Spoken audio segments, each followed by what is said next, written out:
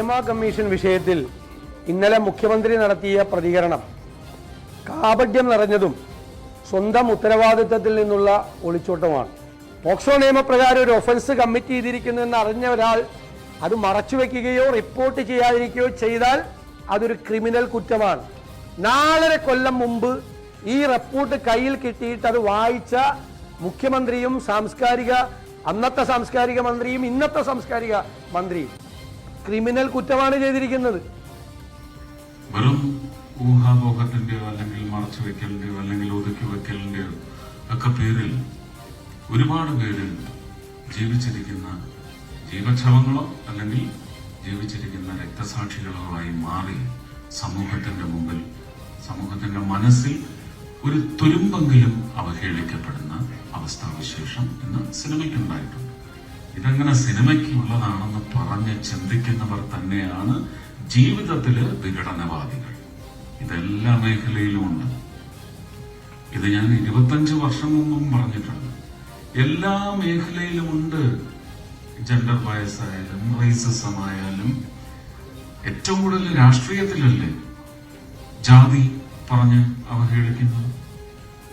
ജാതി ഇല്ലാത്തവനും ജാതി മറന്ന് ആചാര ചിന്തകൾ ഒന്ന് ഹൃദയം നീട്ടി നിർവഹിക്കാൻ ശ്രമിക്കുമ്പോൾ അതിനെ ചുരണ്ടി നോക്കാൻ വേണ്ടി നടന്ന കുറെ കശ്മലന്മാരുണ്ട്. എനിക്ക് ഈ പദവിയിൽ ഇരിക്കുന്നതുകൊണ്ട് ആ വാക്കേ ഉപയോഗിക്കാൻ പറ്റുന്നുള്ളൂ. ഭരചന്ദ്രനായിട്ട് പറഞ്ഞാൽ ഞാൻ മറ്റേ വാക്ക് പറയും. സിനിമയിലേക്ക് കടന്നു വരുന്ന കുരുന്നു പെൺകുട്ടികളെ വരെ പിച്ചി ചീന്തുന്ന ഒറിജിനൽ വില്ലന്മാർ വാഴുന്ന മലയാള സിനിമാ മേഖലയിലെ കഥകൾ പറയുന്ന ഹേമ കമ്മിറ്റി റിപ്പോർട്ടിൽ ഞെട്ടിയത് പൊതുസമൂഹമാണ്. മൂക്കിൽ വിരൽ വെച്ച ഇങ്ങനെയൊരു ഇൻഡസ്ട്രിയോ എന്ന് ചോദിച്ചത് ജനങ്ങളാണ്. അപ്പോഴും ഇതുവരെ വാ തുറന്ന് ഒരക്ഷരം പറഞ്ഞിട്ടില്ല താരസംഘടന. സ്റ്റേജ് ഷോയ്ക്ക് പ്രാധാന്യം നൽകുന്ന ഞങ്ങൾക്ക് ഇത് പഠിക്കാൻ സമയം വേണമെന്നല്ലാതെ ഒരു വാക്ക് ഒരു സൂപ്പർ താരത്തിന്റെയോ അമ്മ ഭാരവാഹികളുടെയോ ഭാഗത്തു നിന്ന് നമ്മൾ ഈ മിനിറ്റ് വരെ കേട്ടിട്ടില്ല. അമ്മയ്ക്ക് പെൺമക്കളില്ലെന്ന് മലയാളി പ്രേക്ഷകർ മനസ്സിലാക്കിയിട്ട് 7 വർഷത്തിന് മുകളിലായി. പെൺമക്കൾക്ക് നേരെ എന്ത് അതിക്രമം ഉണ്ടായാലും അമ്മയ്ക്ക് നോവില്ല. അമ്മ വാ തുറക്കില്ല. ഇത്ര വലിയ വിഷയമുണ്ടായിട്ടും വാ തുറക്കാത്ത ഭാരവാഹി പട്ടിക വലിച്ചെറിയണം അമ്മ. റിപ്പോർട്ട് പുറത്തുവന്ന് 48 മണിക്കൂർ കഴിഞ്ഞിട്ടും മിണ്ടാതെ ഉരിയാടാതെ നിൽക്കുന്ന ഈ താരസംഘടനയ്ക്ക് ഒരൽപ്പം പോലും നാണമില്ല എന്ന് ചോദിക്കേണ്ടി വരുന്നത് അതുകൊണ്ടാണ്. അമ്മയെ മാത്രം പറഞ്ഞു നിർത്തുന്നില്ല. ഈ പുറത്തു വന്ന അതിക്രമങ്ങളിൽ നടപടിയെക്കുറിച്ച് സർക്കാരിനുമില്ല മിണ്ടാട്ടം. പ്രമുഖരെന്ന് മാത്രം പേരിട്ട് വിളിച്ചാൽ പോരാ, നാടറിയണം, നടപടിയുണ്ടാകണം. പ്രഹസനമാകരുത് ഹേമ കമ്മിറ്റി റിപ്പോർട്ട്. സ്വാഗതം പ്രൈം ഡിബേറ്റിലേക്ക്.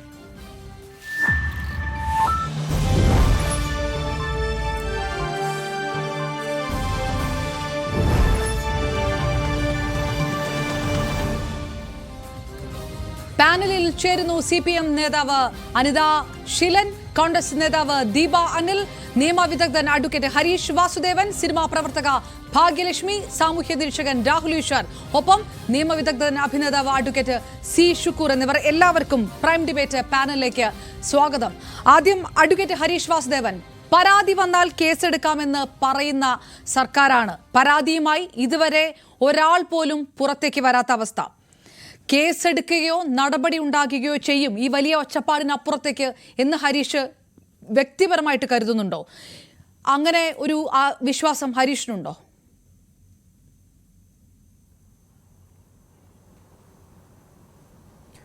ഞാനിത് ഏതെങ്കിലും ഒരു റിപ്പോർട്ട് മാത്രമായിട്ടോ സിനിമാ മേഖലയിലെ ഏതെങ്കിലും ഒരു ചെറിയ പ്രശ്നമായിട്ടോ അത് താൽക്കാലികമായിട്ടുള്ള മറ്റ് പല സാമൂഹ്യ പ്രശ്നങ്ങളും പോലെ ഒരു പ്രശ്നമായിട്ടോ അല്ല ഞാനിതിനെ കാണുന്നത്. ലോങ് ടേമിലുള്ള ഒരു പ്രോസസ്സിനകത്ത് നടക്കുന്ന ഒരു നിർണായകമായിട്ടുള്ള ഒരു മൈൽ സ്റ്റോൺ ആയിട്ടാണ് ഞാൻ കാണുന്നത്. അതായത് വളരെ പാട്രിയാർക്കലായിട്ടുള്ള ഒരു സൊസൈറ്റി, അതിൻ്റെ അവശിഷ്ടങ്ങൾ, അതിൻ്റെ ദ്രവിച്ചു തുടങ്ങിയ അവശിഷ്ടങ്ങൾ ഓരോന്നോരോന്നായിട്ട് പുറത്ത് കാണുന്നതിൻ്റെ അതിൽ അവശേഷിക്കുന്ന ഏറ്റവും പ്രധാനപ്പെട്ട ഒരു മേഖലയായിട്ടുള്ള സിനിമാ മേഖലയിൽ നിന്ന് അത് കാണുന്നു, അതുപോലെ വെളിയിലേക്ക് വരുന്നു എന്നുള്ളത് മാത്രമാണ്. നമുക്കെല്ലാവർക്കും ഏറെക്കുറെ പലപ്പോഴായി നമ്മൾ കേട്ടിട്ടുള്ളതും അറിഞ്ഞിട്ടുള്ളതുമായ ഒരു സംഗതിയിൽ ഒരു സർക്കാരിൻ്റെ തന്നെ ആധികാരികമായിട്ടുള്ള റിപ്പോർട്ട് പുറത്തു വരികയും നമ്മൾ വിചാരിച്ചതിനേക്കാളൊക്കെ കുറച്ചുകൂടെ ഗൗരവമായിട്ട് ഇത് വളരെ ഒരു നോമായിട്ട് ഇതാണ് സാധാരണ നടക്കുക എന്ന മട്ടിൽ അവിടെ അനീതി കുടികൊള്ളുന്നു എന്നുള്ള നിലയ്ക്കാണ് ഇതിനകത്ത് വന്നിരിക്കുന്നത്. അപ്പോൾ ഇതിനകത്ത് ക്രിമിനൽ കേസ് എടുക്കുക എന്ന് പറയുന്നത് ഏറ്റവും പ്രധാനപ്പെട്ട ഒരു കാര്യമാണ് സ്റ്റേറ്റിൻ്റെ ഭാഗത്തുനിന്ന്. ഇവിടെ നമ്മളെ ഞെട്ടിക്കുന്നത്, ഇപ്പോൾ എന്നെ ഞെട്ടിക്കുന്നത് വ്യക്തിപരമായിട്ട് ഹേമ കമ്മിറ്റി റിപ്പോർട്ടിൽ പുറത്തു വന്ന സംഗതികളല്ല, മറിച്ച് അതിനോടുള്ള സ്റ്റേറ്റിൻ്റെ റെസ്പോൺസാണ്, അതിനോട് നമ്മുടെ നാട്ടിലെ ആളുകളുടെ റെസ്പോൺസാണ്. നമ്മുടെ നാട്ടിലെ ആളുകൾക്ക് നിയമ സംവിധാനം എങ്ങനെയാണ് പ്രവർത്തിക്കുന്നത് എന്നതിനെ സംബന്ധിച്ച് ABCD ധാരണയില്ല. നമ്മുടെ നാട്ടിലുള്ള ആളുകൾക്ക് അങ്ങനെ ഒരു ധാരണ ഉണ്ടാവണമെങ്കിൽ ഒന്നുകിൽ സ്റ്റേറ്റ് അത് പഠിപ്പിക്കണം, അല്ലെങ്കിൽ നിയമം എങ്ങനെയാണ് പ്രവർത്തിക്കുന്നത് എന്നുള്ളതിനെ സംബന്ധിച്ച് ആളുകൾ സാമാന്യമായിട്ടുള്ളൊരു അറിവ് നേടേണ്ടതുണ്ട്. ഇതൊന്നുമില്ല. നമ്മുടെ നാട്ടിൽ ക്രിമിനൽ കേസ് എന്ന് പറഞ്ഞു കഴിഞ്ഞാൽ അത് ആരാണോ അനീതി നേരിട്ടത് അവർ പോയി കേസ് കൊടുക്കും. എന്നാൽ താൻ കേസ് കൊടു എന്നാണ് സത്യത്തിൽ നമ്മുടെ നാട്ടിലുള്ള ആളുകളുടെ ആ ക്യാപ്ഷൻ, ആ സിനിമയുടെ ക്യാപ്ഷൻ വാസ്തവത്തിൽ നമ്മുടെ നാട്ടിലെ ഇരകളോടുള്ള പൊതു സമീപനമാണ്. എൻ്റെ വീട്ടിൽ കള്ളം കയറിയാൽ ഞാൻ പോയി കേസ് കൊടുക്കണം, എന്നെ ആരെങ്കിലും വഴിയിൽ തല്ലിയാൽ ഞാൻ പോയി കേസ് കൊടുക്കണം, ഞാൻ എന്ത് അനീതി നേരിട്ടാലും അത് ഞാൻ കേസ് കൊടുത്ത് തെളിയിക്കേണ്ട ഒരു സംഗതിയാണ് എന്ന മട്ടിൽ സ്റ്റേറ്റ് എന്ന് പറയുന്നത് ഒരു ഫുട്ബോൾ കളിയിലെ റഫറിയെ പോലെ നിൽക്കേണ്ട ഒന്നാണ് എന്ന അങ്ങേയറ്റം തെറ്റിദ്ധാരണാജനകമായിട്ടുള്ള ഒരു അണ്ടർസ്റ്റാൻഡിംഗ് ആണ് നമ്മുടെ നാട്ടിലെ ആളുകൾക്കുള്ളത്. അതുകൊണ്ടാണ് മുഖ്യമന്ത്രി പിണറായി വിജയനെ പോലെ ഒരാൾക്ക് വന്നിരുന്ന് ഈ രാജ്യത്തെ നിയമവ്യവസ്ഥയ്ക്കെതിരായി സംസാരിക്കാൻ പറ്റുന്നത്. ലളിതകുമാരി കേസിലെ 2013 വിധിന്യായത്തിന് ശേഷം ഒരു കേസ് ഒരു വിഷയത്തിൽ എടുക്കണോ വേണ്ടയോ എന്നതിനെ സംബന്ധിച്ച് സ്റ്റേറ്റിന് യാതൊരു ഡിസ്ക്രിപ്ഷനും ഇല്ല. അന്ന് CRPC ആയിരുന്നു, ഇപ്പോൾ അത് വേറൊരു പേരിലായിട്ടുണ്ടെന്നുള്ളതല്ലാതെ ഒരു കോഗ്നിസബിൾ ഒഫൻസിനെ സംബന്ധിച്ച് ഒരു അറിവ് കിട്ടിയാൽ ആ അറിവ് ശരിയാണോ അല്ലയോ എന്ന് അന്വേഷിക്കുന്നതിന് മുമ്പ് കേസെടുക്കണമെന്നാണ് സുപ്രീം കോടതി പറഞ്ഞത്. എന്ന് പറഞ്ഞാൽ മനസ്സിലായോ? എൻ്റെ വീട്ടിൽ നിന്നൊരു കുട്ടിയെ ആരെങ്കിലും തട്ടിക്കൊണ്ടുപോയി, അതൊരു വിവരം പോലീസിൽ അറിയുന്നു, പോലീസ് അത് പ്രാഥമികമായിട്ട് വിളിച്ച് അന്വേഷിച്ച് അങ്ങനെ ഒരു ഇൻഫർമേഷൻ ഉണ്ടെന്ന് അറിഞ്ഞു കഴിഞ്ഞാൽ FIR എടുക്കണം. കാരണം വീട്ടിൽ വന്ന് നോക്കുമ്പോൾ കുട്ടിയില്ല. കുറച്ച് കഴിഞ്ഞ് 2 ദിവസം കഴിഞ്ഞ് ആ കുട്ടി എവിടെയെങ്കിലും തിക്കിലും തിരക്കിലും വിട്ടുപോയി വേറെ ഏതെങ്കിലും ഒരു സ്ഥലത്ത് ഒരാൾ കണ്ടുപിടിച്ച് തിരിച്ചു കൊണ്ടുവന്നാൽ FIR ക്ലോസ് ചെയ്യാം. പക്ഷേ ആ നിമിഷം വരെ FIR ഇട്ട് അന്വേഷണം നടത്തുക എന്നുള്ളത് പോലീസിൻ്റെ പ്രാഥമികമായിട്ടുള്ള ഉത്തരവാദിത്തമാണ്. ഇവിടെ കേരളത്തിൽ ഏതെങ്കിലും ഒരു CID എടുത്ത് സാധാരണഗതിയിൽ, ഞാൻ പറഞ്ഞത് ഇതൊരു കോൺട്രവേഴ്ഷ്യൽ മാറ്റർ അല്ല, ഇതൊരു സിനിമാ മേഖലയുമായി ബന്ധപ്പെട്ട പ്രശ്നമല്ല, മാധ്യമങ്ങളുടെ ശ്രദ്ധയിലൊന്നും വരുന്ന കാര്യമല്ല എന്ന് വിചാരിക്കുക. ഒരു സാധാരണ റിപ്പോർട്ടായിട്ട് ഇത് വന്നിരുന്നെങ്കിൽ കേരളത്തിലെ ഏതെങ്കിലും ഒരു CI ഇതിനകത്ത് കേസെടുക്കുമായിരുന്നു. കാരണം CRPC നോക്കി കേസെടുക്കേണ്ട ഒരു ഉത്തരവാദിത്തം അയാൾക്കുണ്ടെന്ന് ബോധ്യപ്പെട്ടതിൻ്റെ അടിസ്ഥാനത്തിൽ അയാൾ കേസെടുക്കുമായിരുന്നു. അതുണ്ടാവാതിരിക്കുന്നത് DGP ലെവലിൽ ഒരു ഇടപെടൽ ഈ കാര്യത്തിൽ ഉണ്ടാവുന്നു. വനിതാ കമ്മീഷൻ ആവശ്യപ്പെട്ടിട്ട് പോലും DGP പറഞ്ഞതിനകത്ത് കേസെടുക്കാനൊന്നുമില്ല എന്ന് പറയുന്നു, കേസ് ഉണ്ടാവുന്നില്ല. അപ്പം അതുകൊണ്ട് തന്നെ കേരളത്തിലെ നിയമ സംവിധാനം പ്രവർത്തിക്കരുത് എന്ന് പോലീസ് മേധാവിയും സർക്കാരും കൂടി തീരുമാനിക്കുമ്പോൾ സ്വാഭാവികമായിട്ടും അത് സംഭവിക്കുന്നില്ല. അവിടെ ആരുടെ ഭാഗത്തേക്ക് ഇത് മാറുന്നു, ഒരു ബേർഡൻ മാറുന്നു, ഈ ഇരകളുടെ ഭാഗത്തേക്ക് തന്നെ ഈ ബേർഡൻ മാറുന്നു. എന്നിട്ട് ആളുകൾ വീണ്ടും ചോദിക്കുന്നത് എന്താണെന്നറിയോ? പോലീസ് കേസെടുത്താലും ഈ ഇരകൾ മൊഴി കൊടുക്കാൻ തയ്യാറല്ലെങ്കിൽ പിന്നെ കേസിന് എന്ത് പ്രസക്തി എന്നൊക്കെയാണ് ചോദിക്കുന്നത്. ഏത് സ്റ്റേജിലാണ് മൊഴി കൊടുക്കേണ്ടത്? അവരുടെ പ്രൈവസി പ്രൊട്ടക്ട് ചെയ്യണമെന്നാണ് അവർ ആവശ്യപ്പെടുന്നത്, അല്ലേ? അവരാരും കേസ് വേണ്ടെന്ന് ആവശ്യപ്പെട്ടിട്ടില്ല. അവരുടെ പ്രൈവസി പ്രൊട്ടക്ട് ചെയ്യപ്പെടണം. പ്രൈവസി പ്രൊട്ടക്ട് ചെയ്തുകൊണ്ട് ഇത്ര ഗൗരവമായിട്ടുള്ളൊരു ക്രിമിനൽ കേസ് ഈ നാട്ടിൽ നടക്കുമോ ഇല്ലയോ എന്ന് ഞാനും അപർണയും നമ്മളോട് സ്വയം ചോദിച്ചു നോക്കൂ. നടക്കില്ല. അതാണ് പ്രധാനപ്പെട്ട കാരണം.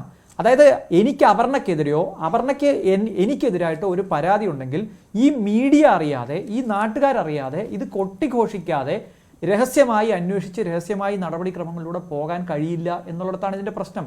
നമുക്ക് പരസ്യമായി വിചാരണകൾ ഉള്ളതുപോലെ തന്നെ ആളുകളുടെ പ്രൈവസി അഫക്ട് ചെയ്യാത്ത രീതിയിലുള്ള വിചാരണകളും നടക്കേണ്ടതുണ്ട്. കാരണം ഈ രാജ്യത്ത് റൈറ്റ് ടു പ്രൈവസി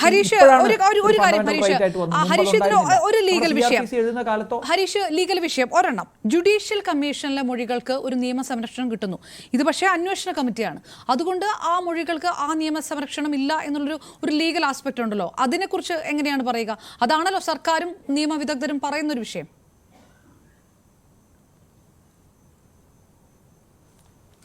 ഏത് നിയമവിദഗ്ധരാണ് ഒരു കമ്മിറ്റി റിപ്പോർട്ടും ഒരു കമ്മീഷൻ റിപ്പോർട്ടും തമ്മിൽ കേസെടുക്കുന്ന കാര്യത്തിൽ വ്യത്യാസമുണ്ട് എന്ന് പറഞ്ഞതെന്ന് എനിക്കറിയില്ല. നിയമം പഠിച്ച ആരെങ്കിലും അത് പറഞ്ഞതായി ഞാൻ കേട്ടില്ല. ക്യാപ്സ്യൂൾ ഇറങ്ങുന്നുണ്ട്, അത് കേരളത്തിൽ ഒരുപാട് ക്യാപ്സ്യൂളുകൾ ഇറങ്ങുന്നുണ്ട്.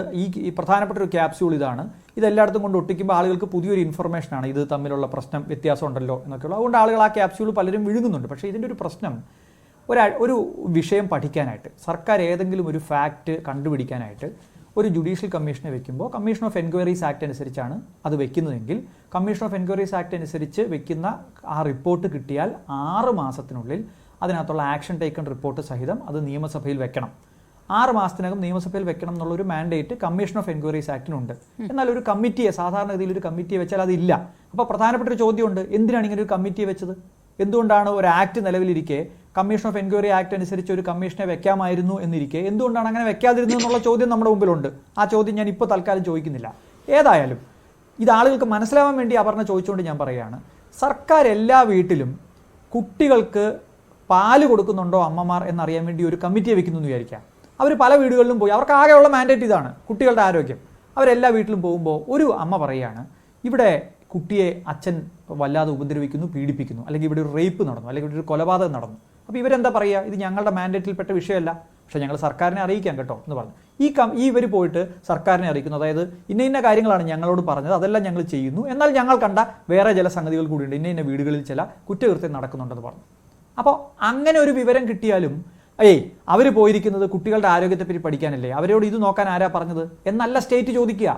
നിങ്ങൾ ഏത് വിഷയത്തിന് ഏത് കമ്മിറ്റി വെച്ചാലും, ഞാനത് കുറച്ചുകൂടി മനസ്സിലാവാൻ വേണ്ടി പറയാം, ഞാനോ നിങ്ങളോ ഒരു സിഗരറ്റ് കവറിൻ്റെ സൈഡിലോ അല്ലെങ്കിൽ ഒരു കടല പൊതിഞ്ഞ കടലാസിലോ എഴുതിയൊരു വിവരം സർക്കാരിനെ അറിയിച്ചാലും അതൊരു കമ്മിറ്റി റിപ്പോർട്ട് ആവണമെന്നില്ല, ഒരു കമ്മീഷൻ റിപ്പോർട്ട് ആവണമെന്നില്ല, ഒരു ഏതെങ്കിലും തരത്തിലുള്ള അഡ്വൈസറി സ്വഭാവമുള്ള ഒരു കമ്മിറ്റിയുടെ റിപ്പോർട്ട് ആവണമെന്നില്ല. ഒരു സാധാരണ വെള്ളക്കടലാസിൽ കിട്ടുന്ന ഒരു വിവരം, അല്ലെങ്കിൽ ഒരു ഫോണിൽ കിട്ടുന്ന ഒരു വിവരം, അങ്ങനെയാണല്ലോ കേരള പോലീസിന്റെ പരസ്യമൊക്കെ, ആപ്പിൽ കിട്ടുന്ന വിവരം, ഫോണിൽ കിട്ടുന്ന വിവരം, ഇതെല്ലാം ഒരു FIR ആയി മാറേണ്ടതുണ്ട്. സ്റ്റേറ്റിന് വേറെ ഓപ്ഷൻ ഇല്ല, ചെയ്യേണ്ടതുണ്ട്. FIR മുമ്പോട്ട് പോകേണ്ടത് എങ്ങനെയെന്നുള്ളൊരു ചോദ്യത്തിന് അതിന് മറ്റൊരു വിഷയമുണ്ട്. അതിൽ ഈ പറയുന്ന ആളുകൾ മൊഴി കൊടുക്കാൻ തയ്യാറാണോ, അവരുടെ പ്രൈവസി എങ്ങനെയാണ്, അതൊക്കെ വേറെ വിഷയമാണ്. പക്ഷേ FIR എടുക്കുന്നതിന് സ്റ്റേറ്റിന് യാതൊരു വിധത്തിലുള്ള എക്സ്ക്യൂസും പറയാൻ കഴിയില്ല എന്ന് മാത്രമല്ല അപർണ, അതിലൊരു കാര്യം കൂടിയുണ്ട്. അപർണ എന്നോട് ചോദിച്ചത് വ്യക്തിപരമായി ഞാൻ എങ്ങനെ ഇതിനെ കാണുന്നു എന്നുള്ളതാണ്. ഇതല്ലാതെ മറ്റെന്തൊക്കെ ആക്ഷൻ എടുക്കാം? ഈ റിപ്പോർട്ടിൽ തന്നെ പുറത്തുവിടാത്ത എത്ര പേജുകൾ ഇപ്പോൾ ഉണ്ട്? അത് പുറത്തുവിടാത്തത് പ്രൈവസി വയലേഷൻ കൊണ്ടാണ്. ആരുടെ പ്രൈവസി? ഇരകളുടെ മാത്രമോ? അതിൽ പ്രതികളുടെ പേര് പറയുന്നില്ലേ? അത് ശരിയാണോ എന്ന് അന്വേഷിക്കണ്ടേ? എന്തുകൊണ്ട് അന്വേഷിക്കുന്നില്ല? അത് അന്വേഷിക്കണമെങ്കിൽ FIR ഇടണ്ടേ? ഇനി അതിനകത്ത് ഈ ആളുകൾ, ഈ പ്രധാനപ്പെട്ട പേരുകാർ സർക്കാരിന്റെ ഏതെങ്കിലുമൊക്കെ പരിപാടികളിൽ ഗസ്റ്റായിട്ട് വരുന്നുണ്ടോ? ഉണ്ടെങ്കിൽ അവരെ ബ്ലാക്ക് ലിസ്റ്റ് ചെയ്യണ്ടേ? താൽക്കാലികമായിട്ടെങ്കിലും അവരെ മാറ്റി നിർത്തണ്ടേ? സർക്കാരിന്റെ തന്നെ പരിപാടികളിൽ, സിനിമാ മേഖലയുമായി ബന്ധപ്പെട്ട പരിപാടികളിലൊക്കെ വിളിച്ചിരുത്തി ആഘോഷിക്കുന്നു. യെസ്, തീർച്ചയായിട്ടും ഹരീഷ്. ഞാൻ തിരികെ എത്താം. അനിത ശീലൻ, 100 ചോദ്യങ്ങൾ ഇതുവരെ ചോദിച്ചത് മുഴുവൻ ഈ ചർച്ച തുടങ്ങുന്നത് പോലും മിണ്ടാതിരിക്കുന്ന താരസംഘടനയെ കുറിച്ചാണെങ്കിൽ ബാക്കിയുള്ളത് സർക്കാരിലേക്ക്. ഞങ്ങൾ ഒരു റിപ്പോർട്ടും പൂഴ്ത്തിവെച്ചിട്ടില്ല. ഹേമ കമ്മീഷൻ റിപ്പോർട്ട് ഹേമ തന്നെ പറഞ്ഞു, റിപ്പോർട്ട് പുറത്തുവിടരുതെന്ന് പറഞ്ഞു. അതായിരുന്നു മുഖ്യമന്ത്രിയുടെ വാദം. റിപ്പോർട്ട് പുറത്തുവിടരുതെന്നല്ല, സുപ്രീം കോടതിയുടെ മാർഗനിർദ്ദേശങ്ങൾ അനുസരിക്കണമെന്നായിരുന്നു കത്തിനകത്തുണ്ടായിരുന്നത്. അപ്പോൾ സർക്കാർ കാപട്യം കാണിക്കുകയാണ്, ഒത്താശ ചെയ്യുകയാണെന്ന് പ്രതിപക്ഷം പറയുന്നതിനെ ഇത്രയും വിമർശനങ്ങളെ എങ്ങനെ നേരിടും?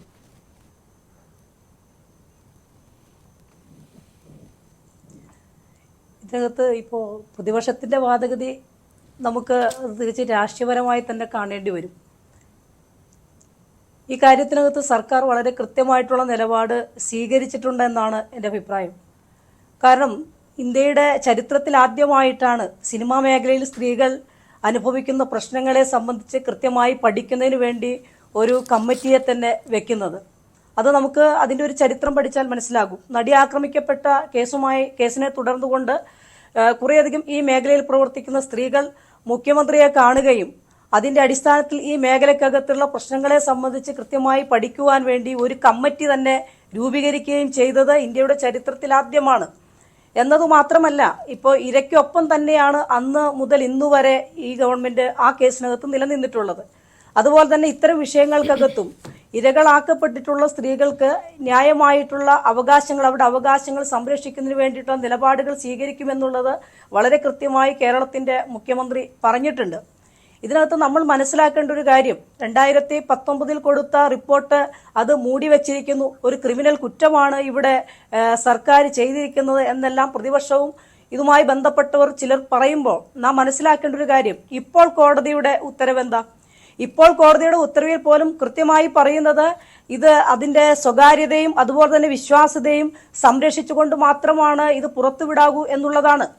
അതിനകത്ത് സർക്കാർ വളരെ കൃത്യമായി പറയുന്നുണ്ട്, ഇതിനകത്ത് ഏതെങ്കിലും വിധത്തിലുള്ള ചൂഷണങ്ങൾക്ക് വിധേയമായിട്ടുള്ള സ്ത്രീ അത് പരാതി കൊടുത്തു കഴിഞ്ഞാൽ അതിനെതിരെ കൃത്യമായിട്ടുള്ള നടപടി സ്വീകരിക്കും. ഈ കമ്മിറ്റി റിപ്പോർട്ട് എന്ന് പറയുന്നത് തന്നെ വളരെ പുതിയ കാലത്ത് ഏറ്റവും നമുക്ക് നാം പ്രതീക്ഷിക്കാത്ത വിധത്തിലുള്ള ശ്രീമതി ഒരു അനിത ശീലൻ, ഞാൻ ചരിത്രപരമായിട്ടുള്ള ഇടപെടുന്നതിൽ ക്ഷമിക്കണം. ഒന്നാണ് എന്ന് ശ്രീമതി നമുക്ക് അനിത പറയാൻ ശീലൻ, കഴിയും. ഞാൻ ഇടപെടുന്നതിൽ ക്ഷമിക്കണം. ആരുടെ സ്വകാര്യത? നേരത്തെ ഹരീഷ് പറഞ്ഞു നിർത്തുന്നതാണ്. ആരുടെ സ്വകാര്യത? ഇരകളുടെ സ്വകാര്യതയാണെങ്കിൽ നിങ്ങൾ പരിഗണിക്കൂ. അല്ലാത്തവരുടെ പേരുണ്ടല്ലോ, പ്രതികളുടെ പേര് പുറത്തുവിടാമല്ലോ, ആ പ്രമുഖരുടെ പേര് പുറത്തുവിടാമല്ലോ. അവർ സർക്കാരിന്റെ പ്രധാനപ്പെട്ട ചടങ്ങുകളിൽ ഗസ്റ്റ് ആകുന്നുണ്ടെങ്കിൽ ബ്ലാക്ക് ലിസ്റ്റ് ചെയ്യാമല്ലോ. ആ പേര് പുറത്തുവിടണ്ടേ? അത് ജനങ്ങൾ അറിയണ്ടേ? പ്രമുഖർ എന്ന് ഞങ്ങൾ മാധ്യമങ്ങളടക്കം പറഞ്ഞുകൊണ്ടിരിക്കുമ്പോൾ ഈ പേര് പുറത്തു വരണ്ടേ? ജനങ്ങൾ അറിയണ്ടേ ആരാണ് ആ പ്രമുഖർ, ആരാണ് ആ പവർ ഗ്രൂപ്പ്? അതൊക്കെ അറിയണ്ടേ?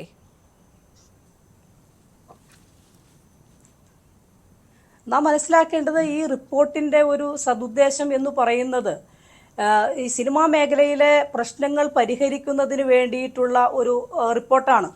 അതായത് ഒരു ക്രിമിനൽ നടപടിക്രമങ്ങളിലേക്ക് പോവുക എന്നതിലുപരി എന്താണ് സിനിമാ മേഖലയ്ക്കകത്ത് നമ്മുടെ സ്ത്രീകൾ അനുഭവിക്കുന്ന പ്രശ്നങ്ങൾ. ഒരു സിനിമ എന്ന് പറയുന്നത് സാമൂഹ്യ മാറ്റത്തിന് വേണ്ടിയിട്ടുള്ള ഒരു പ്രധാനപ്പെട്ട ചാലകം കൂടിയാണ്. അതിനകത്ത് സ്ത്രീ ഇല്ലാതെ നമുക്ക് ഒരു നല്ല സിനിമ നിർമ്മിക്കാനോ സാമൂഹ്യ മാറ്റത്തിൽ പങ്കുവഹിക്കാനോ കഴിയില്ല. അപ്പോൾ ആ മേഖലയിൽ സ്ത്രീകൾക്കുള്ള ചൂഷണം അല്ലെങ്കിൽ പ്രശ്നങ്ങൾ, ലൈംഗികമായ അധിക്ഷേപങ്ങൾ ഉണ്ടാകുന്നു, ആക്രമണങ്ങൾ ഉണ്ടാകുന്നു, തൊഴിലിടങ്ങളിൽ അവരുടെ കൂലിയുമായി ബന്ധപ്പെട്ടുകൊണ്ടുള്ള കുറവുകൾ ഉണ്ടാകുന്നു. അങ്ങനെ പല വിധത്തിൽ അവർ കൃത്യമായി പറയുന്നു, അവർ തൊഴിലെടുക്കുന്ന മേഖലയ്ക്കകത്ത് അവർക്ക് അവരുടെ പ്രാഥമിക ആവശ്യങ്ങൾ നിർവഹിക്കുന്നതിന് പോലും അവസരങ്ങളില്ല. അങ്ങനെയുള്ള നിരവധിയായിട്ടുള്ള കാര്യങ്ങൾ സ്ത്രീകൾ അവതരിപ്പിക്കപ്പെട്ടിട്ടുണ്ട്. അപ്പൊ അങ്ങനെ സിനിമാ മേഖലയിലുള്ള യഥാർത്ഥത്തിലുള്ള പ്രശ്നങ്ങൾ അത് അഭിസംബോധന ചെയ്യുക എന്നുള്ളതാണ് യഥാർത്ഥത്തിൽ ഈ കമ്മിറ്റി റിപ്പോർട്ടിന്റെ ലക്ഷ്യം തന്നെ. ഒരു ക്രിമിനൽ പ്രൊസീജിയറിലേക്ക് പോകുക എന്നുള്ളതല്ല. അപ്പൊ അതിന്റെ ഭാഗമായി രഹസ്യമായി മൊഴി കൊടുത്തിട്ടുള്ള ആളുകൾ, അത് ഇപ്പോ ഇവിടെ ശ്രീ ഹരീഷ് തന്നെ പറഞ്ഞല്ലോ, ഇത് രഹസ്യമായി വെക്കണം അല്ലെങ്കിൽ സ്വകാര്യതയെ മാനിച്ചുകൊണ്ട് രഹസ്യമായി വെക്കണമെന്ന് അതിന്റെ ഇരകളായിട്ടുള്ള അല്ലെങ്കിൽ അത് സാക്ഷികളായിട്ടുള്ള ആളുകൾ തന്നെ ഇവിടെ വ്യക്തമാക്കുന്നുണ്ട്.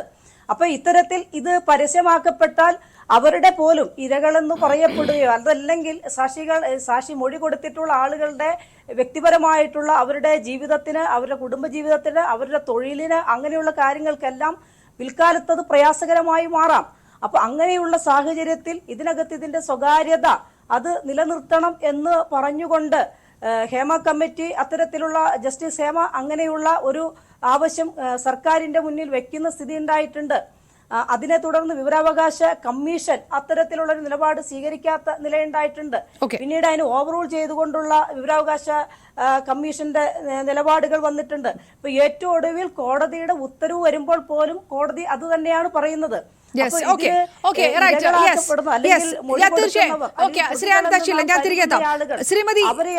പ്രഖ്യാപിക്കപ്പെടുമ്പോൾ ഇതിന്റെ ദീപാനിൽ കൃത്യമായ മൊഴി, പൊതുവായി പറഞ്ഞ കാര്യങ്ങളല്ലാതെ കൃത്യമായ മൊഴിയില്ല. കൃത്യമായ മൊഴിയില്ലാതെ ഇങ്ങനെ നടപടിയെടുക്കും എന്ന് ചോദിക്കുന്നു സർക്കാർ അല്ലെങ്കിൽ ഇടതുപക്ഷം. മൊഴി പ്രസിദ്ധീകരിക്കാൻ കഴിയില്ല, ഈ മൊഴി പുറത്തുവിടില്ല എന്ന് കമ്മിറ്റി തന്നെ നിലപാടെടുത്ത സ്ഥിതിക്ക് സർക്കാരിന് മുന്നിൽ പരിമിതികളുണ്ട് എന്നാണ് പറയുന്നത്. അങ്ങനെ ഈ പരാതികളില്ലെങ്കിൽ FIR രജിസ്റ്റർ ചെയ്യാനാവില്ല എന്ന് മുൻമന്ത്രിയടക്കം നിയമവകുപ്പ് കൈകാര്യം ചെയ്ത മുൻമന്ത്രി AK ബാലൻ തന്നെയാണ് കഴിഞ്ഞ തവണ പറഞ്ഞത്. സർക്കാരിന് മുന്നിൽ ഈ റിപ്പോർട്ടിന്റെ രത്ന ചുരുക്കം മാത്രമേ ഉള്ളൂ എന്നാണ് പറയുന്നത്. അപ്പോൾ പ്രതിപക്ഷം വിമർശിക്കുന്നത് എന്തിനാണ്?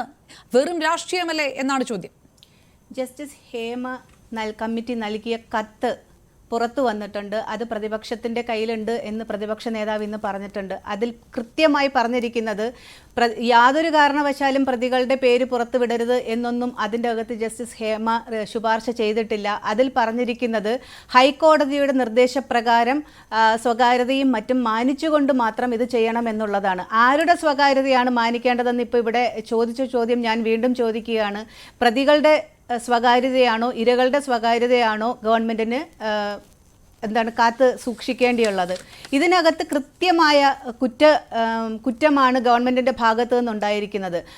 മുഖ്യമന്ത്രിയും വകുപ്പ് മന്ത്രിമാർ രണ്ട് പ്രാവശ്യമായിട്ടുള്ള സാംസ്കാരിക വകുപ്പ് മന്ത്രിമാരും ഇതിൻ്റെ അകത്ത് പ്രതിസ്ഥാനത്ത് നിൽക്കുന്നവരാണ്. കാരണം ഒരു കുറ്റം നടന്നു, ഒരു ക്രൈം നടന്നു എന്നറിഞ്ഞിട്ട് അത് മറച്ചു വയ്ക്കുന്നതും ഒരു കുറ്റകൃത്യം തന്നെയാണ് എന്നിരിക്കെ ഇതിൻ്റെ അകത്ത് ഏറ്റവും വലിയ കുറ്റകൃത്യം ചെയ്തിരിക്കുന്നത് ഇവിടുത്തെ മുഖ്യമന്ത്രിയും സാംസ്കാരിക വകുപ്പ് മന്ത്രിമാരുമാണ്.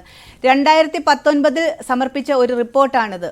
ഈ റിപ്പോർട്ട് കയ്യിൽ കിട്ടിയിട്ട് അന്ന് സാംസ്കാരിക വകുപ്പ് മന്ത്രിയായിരുന്ന AK ബാലൻ പറഞ്ഞത് കോവിഡ് ആയിരുന്നത് കൊണ്ട് അന്ന് ഇത് പുറത്തുവിടാൻ ഇതിനെതിരെ ഒന്നും ചെയ്യാൻ കഴിഞ്ഞില്ല എന്നാണ് പറയുന്നത്.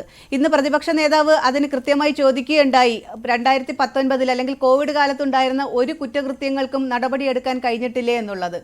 മൊഴികൾ കൃത്യമായിട്ട് ഇതിനകത്തുണ്ട്. ഇതിൻ്റെ അകത്ത് ഇപ്പോൾ ഇവിടെ പറഞ്ഞതുപോലെ ഒരു കടലാസ് കഷ്ണത്തിലോ അല്ലെങ്കിൽ ഏതെങ്കിലും ഒരു രീതിയിൽ ആപ്പ് മുഖാന്തരമോ ഒക്കെ ഒരു പരാതി നൽകിയാൽ അതിനെതിരെ അന്വേഷണം നടത്തും എന്ന് പറയുമ്പോൾ അത് വിശ്വസിച്ചാണ് പൊതുജനങ്ങൾ ഇവിടെ ജീവിക്കുന്നത്. അപ്പോൾ ജസ്റ്റിസ് ഹേമ കമ്മിറ്റി പോലെയുള്ള ആധികാരികതയുള്ള ഒരു കമ്മിറ്റി സമർപ്പിച്ച റിപ്പോർട്ടിന് എന്ത് വിലയാണ് ഇവിടുത്തെ ഗവൺമെന്റ് നൽകിയിട്ടുള്ളത്? എന്താണ് ഗവൺമെന്റ് ജസ്റ്റിസ് ഹേമ കമ്മിറ്റി ഇതിന് നിയോഗിക്കുമ്പോൾ ഗവൺമെന്റ് എന്താണ് കരുതിയത്?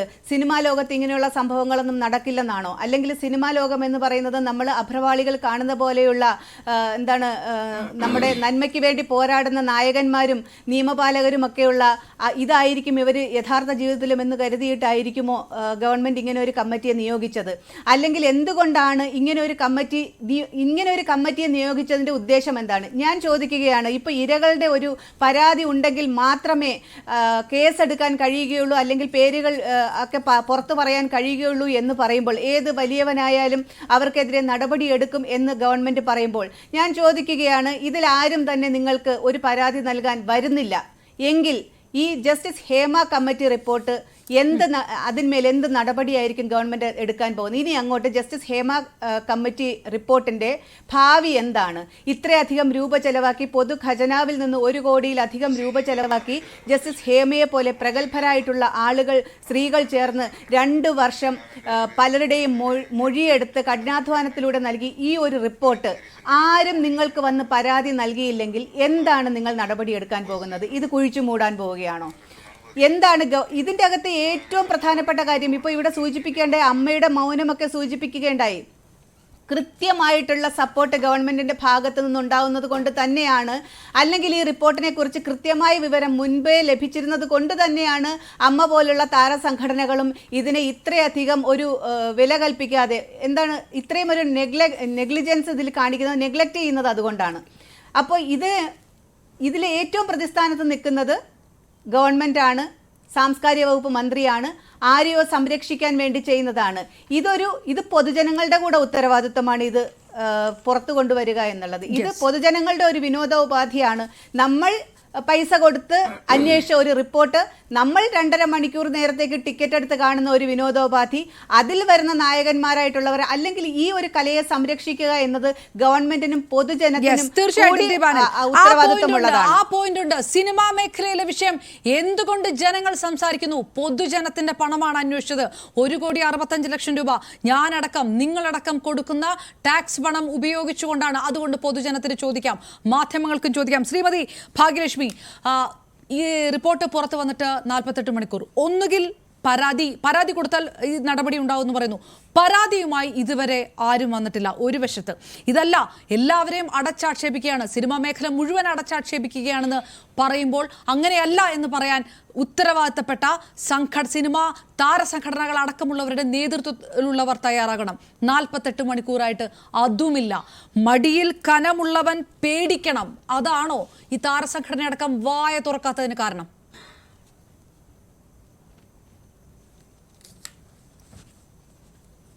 അപർണ, ഈ കഴിഞ്ഞ 2 ദിവസമായിട്ട് ഈ സിനിമാ രംഗത്തെ സ്ത്രീകളെ ഒന്നടങ്കം അപമാനിച്ചുകൊണ്ടിരിക്കുന്നതാണ് ഞാൻ കാണുന്ന ഒരു കാഴ്ച.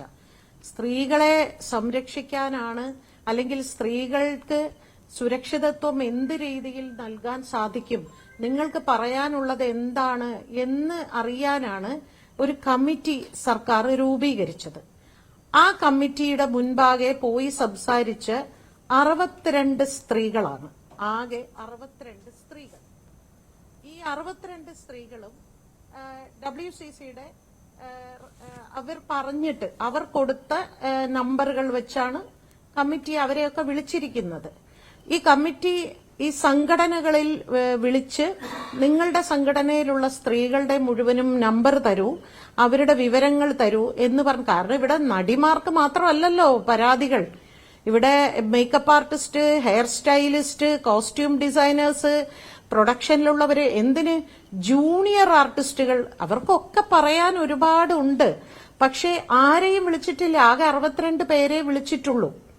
ആ 62 പേരിൽ ഞാൻ ആരെയും പക്ഷം പിടിച്ച് പറയുകയല്ല. പക്ഷെ എനിക്ക് 2 ദിവസമായിട്ട് ഞാൻ വല്ലാതെ വിഷമത്തിലാണ്. കാരണം എന്താണ് സ്ക്രോളിംഗ് എഴുതി കാണിക്കുന്നത്? കൂടെ കിടന്നില്ലെങ്കിൽ അവസരങ്ങൾ ലഭിക്കില്ല. അപ്പൊ ഇവിടെ ഇതുവരെ അഭിനയിച്ച് ഇത്രയും കാലം അധ്വാനിച്ച് അവരുടെ കഴിവ് തെളിയിച്ച ആർട്ടിസ്റ്റുകളെ മുഴുവനും ചെളിവാരി എറിഞ്ഞുകൊണ്ടിരിക്കുകയല്ലേ ചെയ്യുന്നത്? അതിനായിരുന്നു. അപ്പൊ യഥാർത്ഥത്തിൽ സ്ത്രീകളെ സഹായിക്കുന്നതിന് പകരം സിനിമയിലെ സ്ത്രീകളെ അപമാനിക്കുന്ന ഒരു അവസ്ഥയിലേക്കാണ് കാര്യങ്ങൾ പൊക്കൊണ്ടിരിക്കുന്നത്. ഈ പോയിരിക്കുന്ന ഈ 62 പേരിൽ ഒരു 15 വർഷം, ഈ ഇടക്കാലത്തുള്ള 15 വർഷത്തെ സ്ത്രീകൾ ആരും തന്നെ ഇല്ല. എല്ലാവരും 15 വർഷം മുമ്പുള്ളവരാണ്. എല്ലാവരും 40 വയസ്സിന് മുകളിലുള്ളവരാണ്. അല്ലെങ്കിൽ 25 വയസ്സിനും 30 വയസ്സിനും മുകളിലുള്ളവരാണ്. അവർ മുമ്പ് ഇപ്പൊ എന്നോട്, ഞാൻ പോയിട്ടുണ്ട്, എന്റെ പേര് നിർദ്ദേശിച്ചത് WCC ആണ്. എന്നോട് ജസ്റ്റിസ് ഹേമ മാഡമാണ് എന്നെ വിളിച്ചു പറഞ്ഞത്. ഞാൻ ഹേമയാണ് സംസാരിക്കുന്ന, ഭാഗ്യലക്ഷ്മി വരണം എന്ന് പറഞ്ഞു. ഞാൻ പോയി, ഞാൻ സംസാരിച്ചു. എനിക്ക് നേരിട്ട അനുഭവം പറയുമ്പോ അത് ഒരു 40 വർഷം മുമ്പത്തെ അല്ല ഒരു 35 വർഷം മുൻപത്തെ സംഭവമാണ്. അപ്പൊ ഈ പറഞ്ഞ എല്ലാവരും തന്നെ ഇത്രയധികം എപ്പോഴോ നടന്ന കാര്യങ്ങളാണ് ഈ പറഞ്ഞിരിക്കുന്നത്. ഓക്കെ, അതുകൊണ്ട് തന്നെ എനിക്ക് പറയാനുള്ളത്, ഈ റിപ്പോർട്ട് പൂർണ്ണമല്ല എന്ന് എനിക്കൊരു അഭിപ്രായമുണ്ട്. കാരണം ഈ സിനിമയിൽ ആയിരക്കണക്കിന് സ്ത്രീകളുണ്ട്. പ്രത്യേകിച്ച് ഏറ്റവും അധികം പരാതിയുള്ള ജൂനിയർ ആർട്ടിസ്റ്റ് എന്ന് പറയുന്ന ഒരു വിഭാഗമുണ്ട്. നായികമാർ എന്ന് പറയുന്നവർക്ക് എല്ലാ പ്രിവിലേജസും ഇവിടെ കിട്ടുന്നുണ്ട്. അവർക്ക് കാരവാൻ കിട്ടുന്നുണ്ട്, അവർക്ക് നല്ല ഭക്ഷണം കിട്ടുന്നുണ്ട്, അവർക്ക് നല്ല താമസ സൗകര്യങ്ങൾ കിട്ടുന്നുണ്ട്. അവർക്ക് യാതൊന്നും ഒരു ബുദ്ധിമുട്ടും, എനിക്കറിയാവുന്ന കാര്യമാണ് ഞാൻ പറയുന്നത്. ഞാൻ ഇപ്പൊ ലാസ്റ്റ് മുത്തശ്ശി ഗത എന്ന് പറയുന്ന ഒരു സിനിമയിൽ ഞാൻ പ്രധാനപ്പെട്ട ഒരു റോള് ചെയ്യുമ്പോൾ പോലും എനിക്ക് എല്ലാ പ്രിവിലേജസും തന്നുകൊണ്ട് തന്നെയാണ് ആ സിനിമയുടെ ഷൂട്ടിംഗ് നടന്നത്. പക്ഷേ ഈ ചേച്ചി അനിയത്തി അങ്ങോട്ട് താഴോട്ട് വരുമ്പോൾ അവർ അനുഭവിക്കുന്ന ഒരുപാട് ബുദ്ധിമുട്ടുകളുണ്ട്. അത് സാമ്പത്തികമാകട്ടെ, യാത്രാ സൗകര്യമാകട്ടെ, താമസമാകട്ടെ, അവർക്ക് കൊടുക്കുന്ന ഭക്ഷണമാകട്ടെ, ഇത്തരത്തിലുള്ള ഒരുപാട് പ്രശ്നങ്ങളുണ്ട്.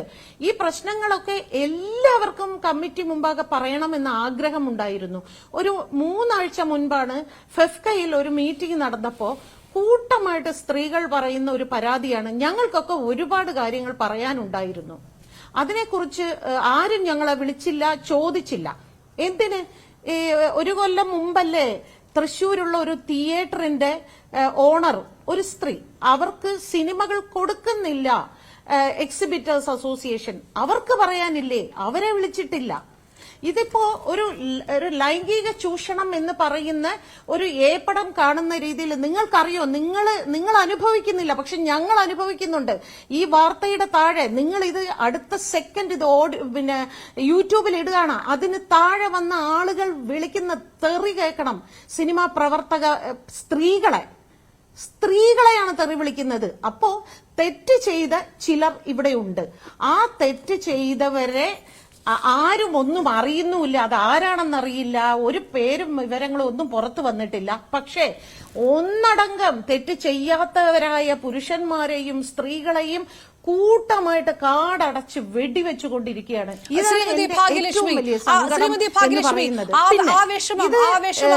താങ്കളെ പോലുള്ള ഒരാൾ അത് പറയുന്നതിലെ വിഷമം മനസ്സിലാക്കുന്നു. അപ്പോൾ എത്ര സംഘടനകൾ ഈ സിനിമാ മേഖലയിലുണ്ട്?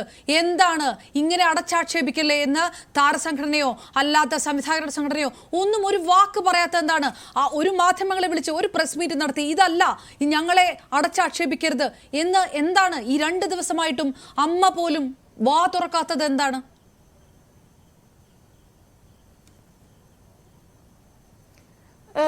അപർണ, ഈ സംഘടനകൾ എപ്പോഴും ഞങ്ങൾക്ക് എല്ലാ കാര്യത്തിലും ഇപ്പൊ ഞങ്ങൾ ഒരു പരാതി കൊടുത്താൽ പോലും അത് ഒരു കമ്മിറ്റി കൂടി ജനറൽ കൗൺസിൽ കൂടി മാത്രമേ അവർ ഒരു തീരുമാനം അവരെ അറിയിക്കുകയുള്ളൂ. അവരെ സംബന്ധിച്ച് ഇവരെല്ലാവരും ഇപ്പോഴും ഇത് ചർച്ച ചെയ്തുകൊണ്ടിരിക്കുകയാണ്. നമ്മൾ എന്ത് രീതിയിലാണ് മാധ്യമങ്ങളെ കാണേണ്ടത്, എന്താണ് അവരോട് പറയാനുള്ളത്. കാരണം പറഞ്ഞിട്ട് അത് പുലിവാലാകാതിരിക്കാനായിട്ട് എനിക്ക് വ്യക്തിപരമായി വരുന്ന ഒരുപാട് കോളുകളുണ്ട്. നോക്കൂ, ഞങ്ങൾ എന്ത് പറഞ്ഞാലും ഞങ്ങളെ ന്യായീകരിക്കുകയാണെന്നേ മാധ്യമങ്ങൾ പറയൂ.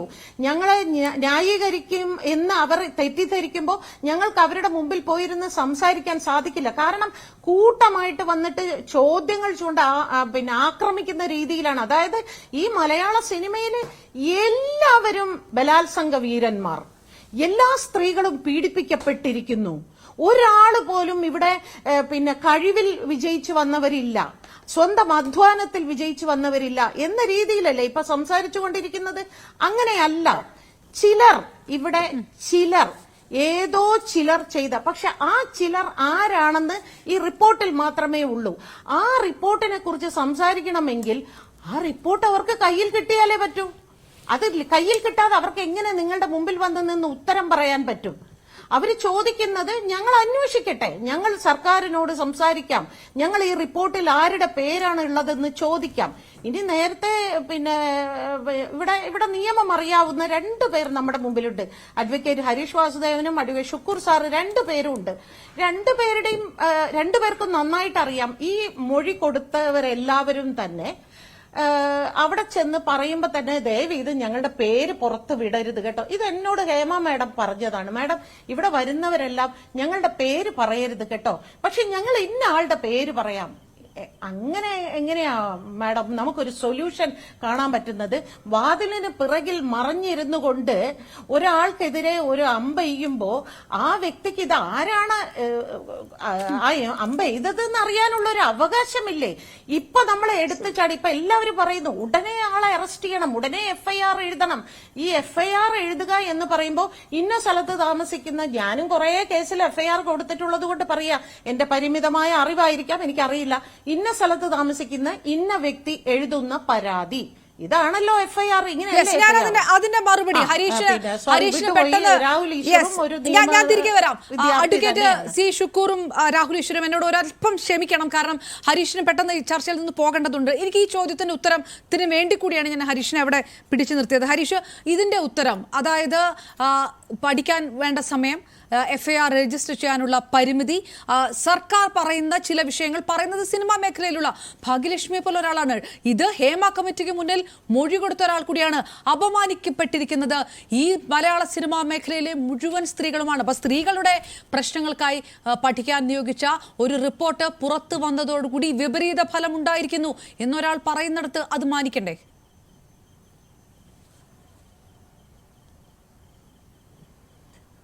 ആ പ്രശ്നത്തെ ഞാൻ മാനിക്കുന്നു.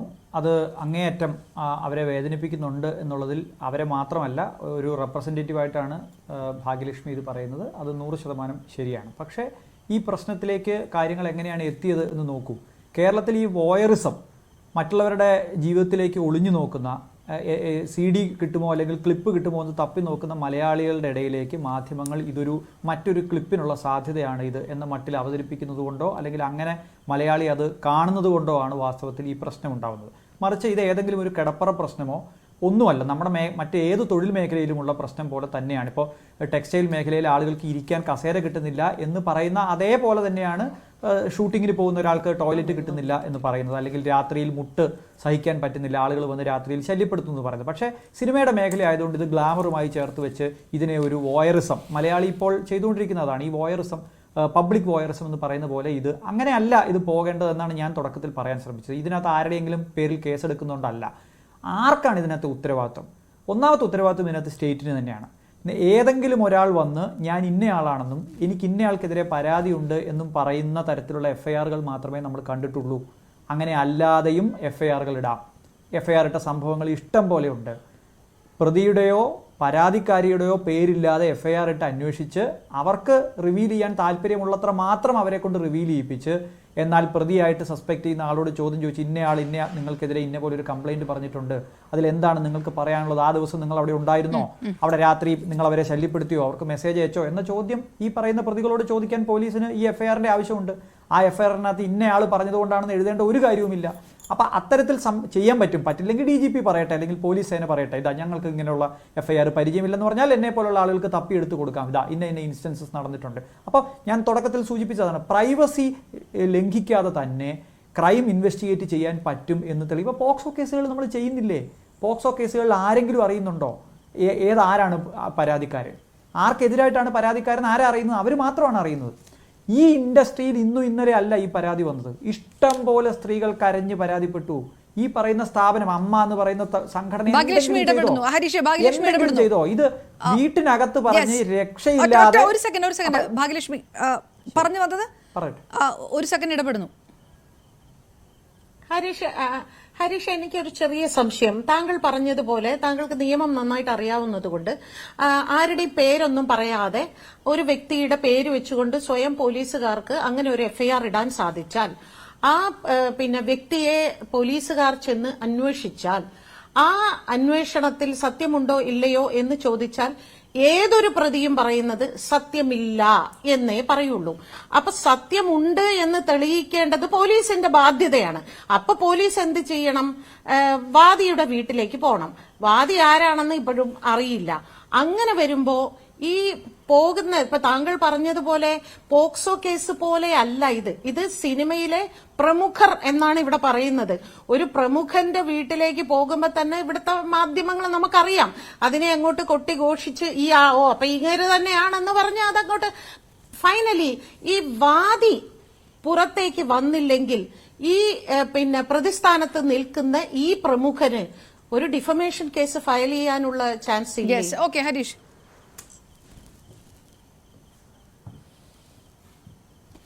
തീർച്ചയായിട്ടും അത്തരം സാധ്യതകളുണ്ടല്ലോ. ഇപ്പോൾ അനാവശ്യമായിട്ട് എൻ്റെ പേര് നാളെ ഒരാൾ പറഞ്ഞാൽ, ആ പറഞ്ഞ ആളോട് അതിന്റെ തെളിവ് ആവശ്യപ്പെടുകയും അല്ലെങ്കിൽ അതിന് കാരണമായിട്ടുള്ള കാര്യങ്ങൾ ആവശ്യപ്പെടുകയും ചെയ്തില്ലെങ്കിൽ തീർച്ചയായിട്ടും ഇത് എനിക്ക് തിരിച്ചും സ്യൂ ചെയ്യാനുള്ള അവകാശമുണ്ടല്ലോ. ഇത് വൺ സൈഡഡ് ആയിട്ടുള്ള ഒരു സംഗതിയല്ലോ. നിയമം എല്ലാവർക്കും പരിരക്ഷ നൽകുന്നുണ്ട്. ഞാൻ പറഞ്ഞതല്ല, ഒരാൾ പരാതിക്കാരിയായി പുറം സമൂഹത്തിലേക്ക് വരുന്നില്ല. പക്ഷേ പോലീസിന്റെ ഒരാൾ പോയി അന്വേഷിച്ചാൽ ഞങ്ങൾ രഹസ്യമായി മൊഴി കൊടുക്കാൻ തയ്യാറാണ്, എൻ്റെ പേര് പുറത്തു വരരുത് എന്ന് പറഞ്ഞാൽ 164 സ്റ്റേറ്റ്മെന്റ് കൊടുക്കാൻ മജിസ്ട്രേറ്റിന്റെ വീട്ടിൽ പോയി ഹേമ കമ്മിറ്റിക്ക് മുമ്പാകെ മൊഴി കൊടുത്തതുപോലെ തന്നെ ഒരു മജിസ്ട്രേറ്റിന് മുമ്പിൽ 164 കൊടുക്കുന്നതിന് യാതൊരു തരത്തിലുള്ള പരസ്യത്തിന്റെയും ആവശ്യമില്ല. പോലീസ് കൊട്ടിഘോഷിച്ച് ചെയ്യേണ്ട ഒരു സംഗതിയല്ല. എത്രത്തോളം കേരളത്തിലെ പോലീസ് സേനയെ കൊണ്ട് രഹസ്യമായി ഇത് കൈകാര്യം ചെയ്യാൻ പറ്റും എന്നുള്ളത് അവരുടെ വെല്ലുവിളിയാണ്. മാധ്യമങ്ങൾ അറിയാതെ ഈ കേസ് എങ്ങനെയാണ് മുമ്പോട്ട് കൊണ്ടുപോകാൻ പറ്റും എന്നുള്ള അവരുടെ അറിവാണ്. അത്തരത്തിലുള്ള നിയമങ്ങൾ രൂപപ്പെട്ടു വരേണ്ടതുകൊണ്ട് ഞാൻ പറഞ്ഞ പോയിന്റ് ഇത്രയേ ഉള്ളൂ. അത് ഏതെങ്കിലും തരത്തിൽ അതുകൊണ്ട് ഞങ്ങൾ എഫ്ഐആർ എടുക്കില്ല എന്ന് പറയുന്നതിൽ കാര്യമില്ല. മാത്രമല്ല, എഫ്ഐആർ അല്ലാത്ത എത്രയോ സംഗതികൾ ഇവിടെയുണ്ട്. ഈ ഇൻഡസ്ട്രിയെ മുഴുവൻ ഇന്ന് സംശയത്തിന്റെ നിഴലിൽ നിർത്തിയിരിക്കുന്ന രീതിയിൽ ഇത് ഇത്രമേൽ വഷളാക്കിയതിൽ ആ ഫിലിം ഇൻഡസ്ട്രിക്ക് വലിയ പങ്കുണ്ട് എന്ന് തീർച്ചയായിട്ടും ഞാൻ അവസാനമായി പറയുന്ന ഒരു കാര്യം, എഫ്ഐആറിനപ്പുറത്ത് എഫ്ഐആറിനപ്പുറത്ത് ഈ കേസിൽ ഒരു വലിയ നെക്സസ് ഉണ്ട്. ഇതൊരു കാർട്ടലാണെന്നാണ് പറയുന്നത്. ഞാൻ ഈ റിപ്പോർട്ടിനകത്ത് സെക്സും അതിന്റെ മറ്റു സംഗതികളും അട്രോസിറ്റീസും ഒക്കെ മാറ്റി നിർത്തിയാൽ പറയുന്ന ഒരു കാര്യമുണ്ട്. അത് സത്യത്തിൽ ഭാവനയുടെ പരാതി മുതൽ നമ്മൾ ചർച്ച ചെയ്യേണ്ട ഒന്നാണെന്ന് എനിക്ക് തോന്നുന്നു. നിങ്ങൾ ഒരാൾക്കെതിരെ പരാതി ഉന്നയിച്ചാൽ ഒരു നെക്സസ് ആയി നിന്നുകൊണ്ട് ഒരാളുടെ തൊഴിൽ ഇല്ലാതാക്കാൻ കഴിയുമെന്ന പരാതി തിലകനുണ്ട്, മാള അരവിന്ദനുണ്ട്, വിനയനുണ്ടായിരുന്നു. വിനയൻ കേസിന് പോയി. 2017 78 പേജ് വരുന്ന ഒരു വിധിന്യായം വിനയം വാങ്ങിച്ചു. ഇതൊരു നെക്സസ് ആയി നിന്നുകൊണ്ട് നിങ്ങളുടെ തൊഴിലില്ലാതാക്കും. തീർച്ചയായിട്ടും അതൊരു വലിയ വിഷയം തന്നെയാണ്. തീർച്ചയായും രാഹുൽ ഈശ്വർ, എന്നോട് ക്ഷമിക്കണം, ഞാൻ ഇത്രയും നേരം രാഹുലിലേക്ക് വരാൻ കഴിയാതെ പോയതാണ്. രാഹുൽ ഈശ്വർ എന്നോട് ക്ഷമിക്കുന്നു വെക്കും. രാഹുൽ, അപ്പോഴും ഇത്രയും വലിയ വിഷയങ്ങൾ വരുമ്പോഴും ഈ റിപ്പോർട്ട് ദുരൂഹമാണ്, ഇത് സിനിമയിൽ സജീവമല്ലാത്തവരെ പറഞ്ഞ് പഠിപ്പിച്ച് വിടുന്നതാണ് എന്നൊക്കെ പറയുന്ന ആൾക്കാർ പോലും സിനിമയിൽ നിന്ന് വരികയുണ്ടായി. ഫിലിം ചേംബർക്ക് അത് നിഷേധിച്ചാലുമില്ലേയും രാഹുൽ അത് തള്ളിക്കളയുന്നുണ്ടോ? ഈ റിപ്പോർട്ടിന്റെ മുന്നോട്ടുള്ള ഭാവി അത് എത്രത്തോളം പ്രായോഗികമല്ല എന്ന് പറയുന്നിടത്ത് റിപ്പോർട്ടിനെ തന്നെ തള്ളിക്കളയണം, അങ്ങനെ ഒരു അഭിപ്രായം രാഹുലിന് എവിടെയെങ്കിലും ഉണ്ടോ? വരാൻ താമസിച്ചതിന് ഒരു പ്രശ്നവുമില്ല. കാര്യം ശ്രീമതി ഭാഗ്യലക്ഷ്മി പറഞ്ഞതാണ് നമ്മൾ എല്ലാവരും കേൾക്കേണ്ടത്. ഞാനും ശ്രീമതി ഭാഗ്യലക്ഷ്മി ഒരുപാട് വിഷയങ്ങളിൽ എതിർചേരികളിൽ നിന്നിട്ടുണ്ട്. പക്ഷേ ബാലൻസ്ഡായി, പ്രായോഗികമായി, എന്നാൽ എല്ലാവിധ പരിഗണനയും കൊടുക്കുന്ന നിലപാട് തന്നെയാണ് എല്ലാവരും എടുക്കുന്നത്. അവിടെയാണ് നമ്മുടെ മുഖ്യമന്ത്രി, അപർണയ്ക്ക് അറിയാവുന്ന പോലെ ഞാൻ CPM വിരുദ്ധനായ വ്യക്തിയാണ്, എനിക്ക് മുഖ്യമന്ത്രിയോട് പ്രത്യേകിച്ച് ഒരു മമതയില്ല. പക്ഷെ അദ്ദേഹം എടുത്തത് വളരെ പക്വതയുള്ള നല്ല നിലപാടാണ്. ശ്രീ സജി ചെറിയാൻ എടുക്കുന്നത് പ്രായോഗികമായ പോസിറ്റീവായ നിലപാടാണ്. ഇതിനപ്പുറം ഒരു കാര്യം ചെയ്യാൻ പറ്റില്ല എന്ന തിരിച്ചറിവാണ്. ഒരു നല്ല നേതാവിന്റെ ഏറ്റവും വലിയ ലക്ഷണം കയ്യടിക്ക് വേണ്ടി സംസാരിക്കില്ല എന്നുള്ളതാണ്. അതാണ് ശ്രീ പിണറായി വിജയന്റെ പ്രസ് മീറ്റ് നോക്കിയാൽ അദ്ദേഹം വളരെ മെഷേർഡായിട്ട് സംസാരിച്ചു. ഇത് വേണമെങ്കിൽ ഗാലറിക്ക് വേണ്ടി കൈയടിക്കാൻ വേണ്ടി ഒരുപാട് കാര്യങ്ങൾ അദ്ദേഹത്തിന് പറയാമായിരുന്നു. അത് പറയാതെ യാഥാർത്ഥ്യ ബോധത്തോടെ ഈ പ്രശ്നങ്ങൾ പരിഹരിക്കണമെന്നുള്ള ആ സ്വരമാണ്. അത് ശ്രീമതി ഭാഗ്യലക്ഷ്മിയിൽ നമ്മൾ ഇന്ന് കേൾക്കുകയുണ്ടായി, ശ്രീമതി രേവതി പറയുകയുണ്ടായി, ശ്രീ സുരേഷ് ഗോപി പറയുകയുണ്ടായി. ഇവരുടെ എല്ലാം ഉപജീവനവും എണ്ണവും ചോറും കൂടിയാണ്. നമുക്ക് പലപ്പോഴും ചർച്ച ചെയ്ത് ബഹളം വെച്ച് അല്ലെങ്കിൽ ആരാന്റെ പറ്റി ഭ്രാന്ത് പിടിച്ചാൽ കാണാൻ രസമെന്ന രീതിയിൽ നമുക്ക് ചർച്ച ചെയ്യാം. ഇവരുടെ ജീവിതങ്ങളെയും ഉപജീവനത്തെയും ലൈഫിനെയും തൊഴിലിനെയും വ്യക്തിബന്ധങ്ങളെയും ഒക്കെ ബാധിക്കുന്ന വിഷയമാണ്. അപ്പൊ അതുകൊണ്ട് അവധാനതയോടുകൂടി സ്ലോവായി മാത്രമേ പോകാൻ കഴിയൂ. കേസെടുക്കാൻ പറ്റും എന്ന് പറയുന്നവർ ഓർക്കേണ്ടത്, ജിതേന്ദ്ര എന്ന് പറയുന്ന ഹിന്ദി സിനിമാ നടനെതിരെ 48 വർഷം മുമ്പ് ഇദ്ദേഹം എന്നെ പീഡിപ്പിച്ചു എന്ന് പറഞ്ഞ് ഒരു പെൺകുട്ടി കേസ് കൊടുത്തു. കോടതി അതിനെ വിളിച്ചത് 2019 ഈ FIR ഇൻഹറന്റ്ലി വേഗം അബ്സേർഡും ആണെന്നാണ്. ഇത് അബദ്ധവും അല്ലെങ്കിൽ ഇത് അബ്സല്യൂട്ട്ലി അബ്സേർഡാണ്, ഇത് മണ്ടത്തരമാണ് എന്നുള്ളതാണ്. 48 വർഷം മുമ്പ് അങ്ങനെ ഒരാൾ ചെയ്തു എന്ന് പറഞ്ഞാൽ തെളിയിക്കാനും തെളിയിക്കാതിരിക്കാനും വകുപ്പിൽ ഏത് രീതിയിൽ വേണമെങ്കിലും അങ്ങോട്ടും ഇങ്ങോട്ടും കേസിൽ പോകാം. നമുക്കപ്പം അനന്തമായ കേസുകൾ അങ്ങോട്ടും ഇങ്ങോട്ടും കൊടുക്കുന്നതാണോ ഒരു സൊല്യൂഷൻ ആണോ വേണ്ടത്? നമുക്ക് വേണ്ടത് എന്താ? നല്ലൊരു സിനിമാ നയം വേണം, എല്ലാവരും എഗ്രി ചെയ്യുന്ന കാര്യമാണ്.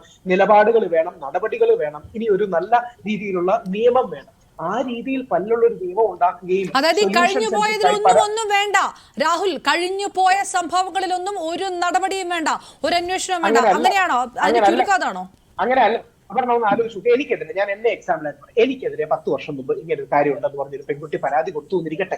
നാളെ ഇപ്പൊ എനിക്കെതിരെ കേസ് വന്നാൽ ഞാൻ ഡിഫെൻഡ് ചെയ്യും, ഞാൻ ഡിഫമേഷനിലേക്ക് പോകും. ബാക്കിയുള്ള നടപടികൾ എന്റെ ഭാഗത്തുനിന്ന് ഉണ്ടാവില്ലേ? കാര്യം ഞാൻ സിനിമയിൽ നിൽക്കുന്നതാണ്, എന്റെ ബ്രാൻഡിനെ അഫക്ട് ചെയ്യും. എനിക്ക് നാളെ എന്തെങ്കിലും അഭിനേതാവാണെങ്കിൽ എനിക്ക് ചാൻസ് കിട്ടാനുള്ളതാണ്, എന്റെ പൊതു ഇമേജിനെ ബാധിക്കുന്നതാണ്, എന്റെ കുടുംബത്തെയും കുട്ടികളെ ബാധിക്കുന്നതാണ്. ഇത് അങ്ങോട്ടും ഇങ്ങോട്ടും ഉള്ള ഒരു ലിറ്റിഗേഷൻ അല്ലെങ്കിൽ ഒരു കേസ് കൊടുക്കൽ മത്സരത്തിലേക്ക് പോകണം. രണ്ട്, ഇപ്പൊ എല്ലാവരും നല്ല മൂഡിൽ പോസിറ്റീവായി നിൽക്കുക. അമ്മ അടക്കമുള്ളവർ ഇതിനെ പോസിറ്റീവായി തന്നെയാണ് കാണുന്നത്. ശ്രീ സിദ്ദിഖ് അടക്കമുള്ളവർ വളരെ ആർജവമുള്ളവരാണ്. അപ്പൊ അമ്മയും അമ്മ പോസിറ്റീവായിട്ട് കാണുകയാണെന്ന് എനിക്ക് തോന്നുന്നില്ല രാഹുൽ. രാഹുൽ മാത്രം പറയുന്നതാണ് അമ്മ പോസിറ്റീവായിട്ട് കാണുകയാണ്. ഈ മലയാളികളൊന്നും പറയില്ല അമ്മ ഇത് പോസിറ്റീവായിട്ട് ഒന്നുമല്ല കാണുന്നത്. പിന്നെ പറയാം, യഥാർത്ഥത്തിൽ അമ്മ അവരുടെ ഫണ്ട് റൈസറിന് വേണ്ടി ഒരു കാര്യം ചെയ്തുകൊണ്ടിരിക്കുകയാണ്. അവരുടെ ജീവിതത്തെ കാര്യമായി ബാധിക്കുന്ന ഒരു കാര്യം. അമ്മയ്ക്കൊന്നും ഇത് എടുത്തിയാടി മറുപടി പറയാൻ പറ്റുന്നുണ്ടോ? അതുകൊണ്ട് വേണ്ടത് ഇപ്പൊ എല്ലാവരും ഒരു അനുകൂലമായ കാലാവസ്ഥയാണ്. സർക്കാർ ഒക്ടോബറിൽ ഒരു കോൺക്ലേവ് കൊച്ചിയിൽ വിളിക്കുന്നു, അതിൽ എല്ലാ സ്റ്റേക്ക് ഹോൾഡേഴ്സിനെയും കൊണ്ടുവരും, അവരുമായി മുമ്പോട്ട് പോകുന്നു. നമ്മൾ പ്രായോഗികമായി കൂടി നോക്കണ്ടേ, സൊല്യൂഷൻ സെന്ററിക്കായി നോക്കണ്ടേ? ശരിയാണ്, പ്രശ്നങ്ങൾ ഉണ്ടായിട്ടുണ്ട്, ചിലത് ആരോപണങ്ങളാകാം, ചിലത് സത്യമാകാം, ചിലത് ഗൗരവമുള്ള കംപ്ലൈന്റ്സ് ആകാം, ഇല്ലെന്ന് ആരും പറയുന്നില്ല. പക്ഷെ പ്രാക്ടിക്കലി നമുക്ക് എന്താ ചെയ്യാൻ കഴിയുക? ഇവരുടെ പ്രൈവസി കോംപ്രമൈസ് ചെയ്യരുത്. രണ്ട്, ഈ പുരുഷൻ കോടതി കുറ്റക്കാരനാണെന്ന് പറയുന്നത് വരെ അയാളെ വേട്ടയാടുന്നതിൽ അർത്ഥമുണ്ടോ? കഴിഞ്ഞ വർഷം തന്നെ 1-2 കേസുകൾ കണ്ടു. ആ കേസിന്റെ മെറിറ്റിലേക്ക് ഞാൻ പോകുന്നില്ല. ഒരു പ്രൊഡ്യൂസർക്കെതിരെ, ഒരു ഡയറക്ടർക്കെതിരെ കേസുമായി അല്ലെങ്കിൽ റോളുമായി സംബന്ധിച്ച് തർക്കം ഉണ്ടായപ്പോൾ അവർക്കെതിരെ കേസ് വന്നത് കണ്ടു.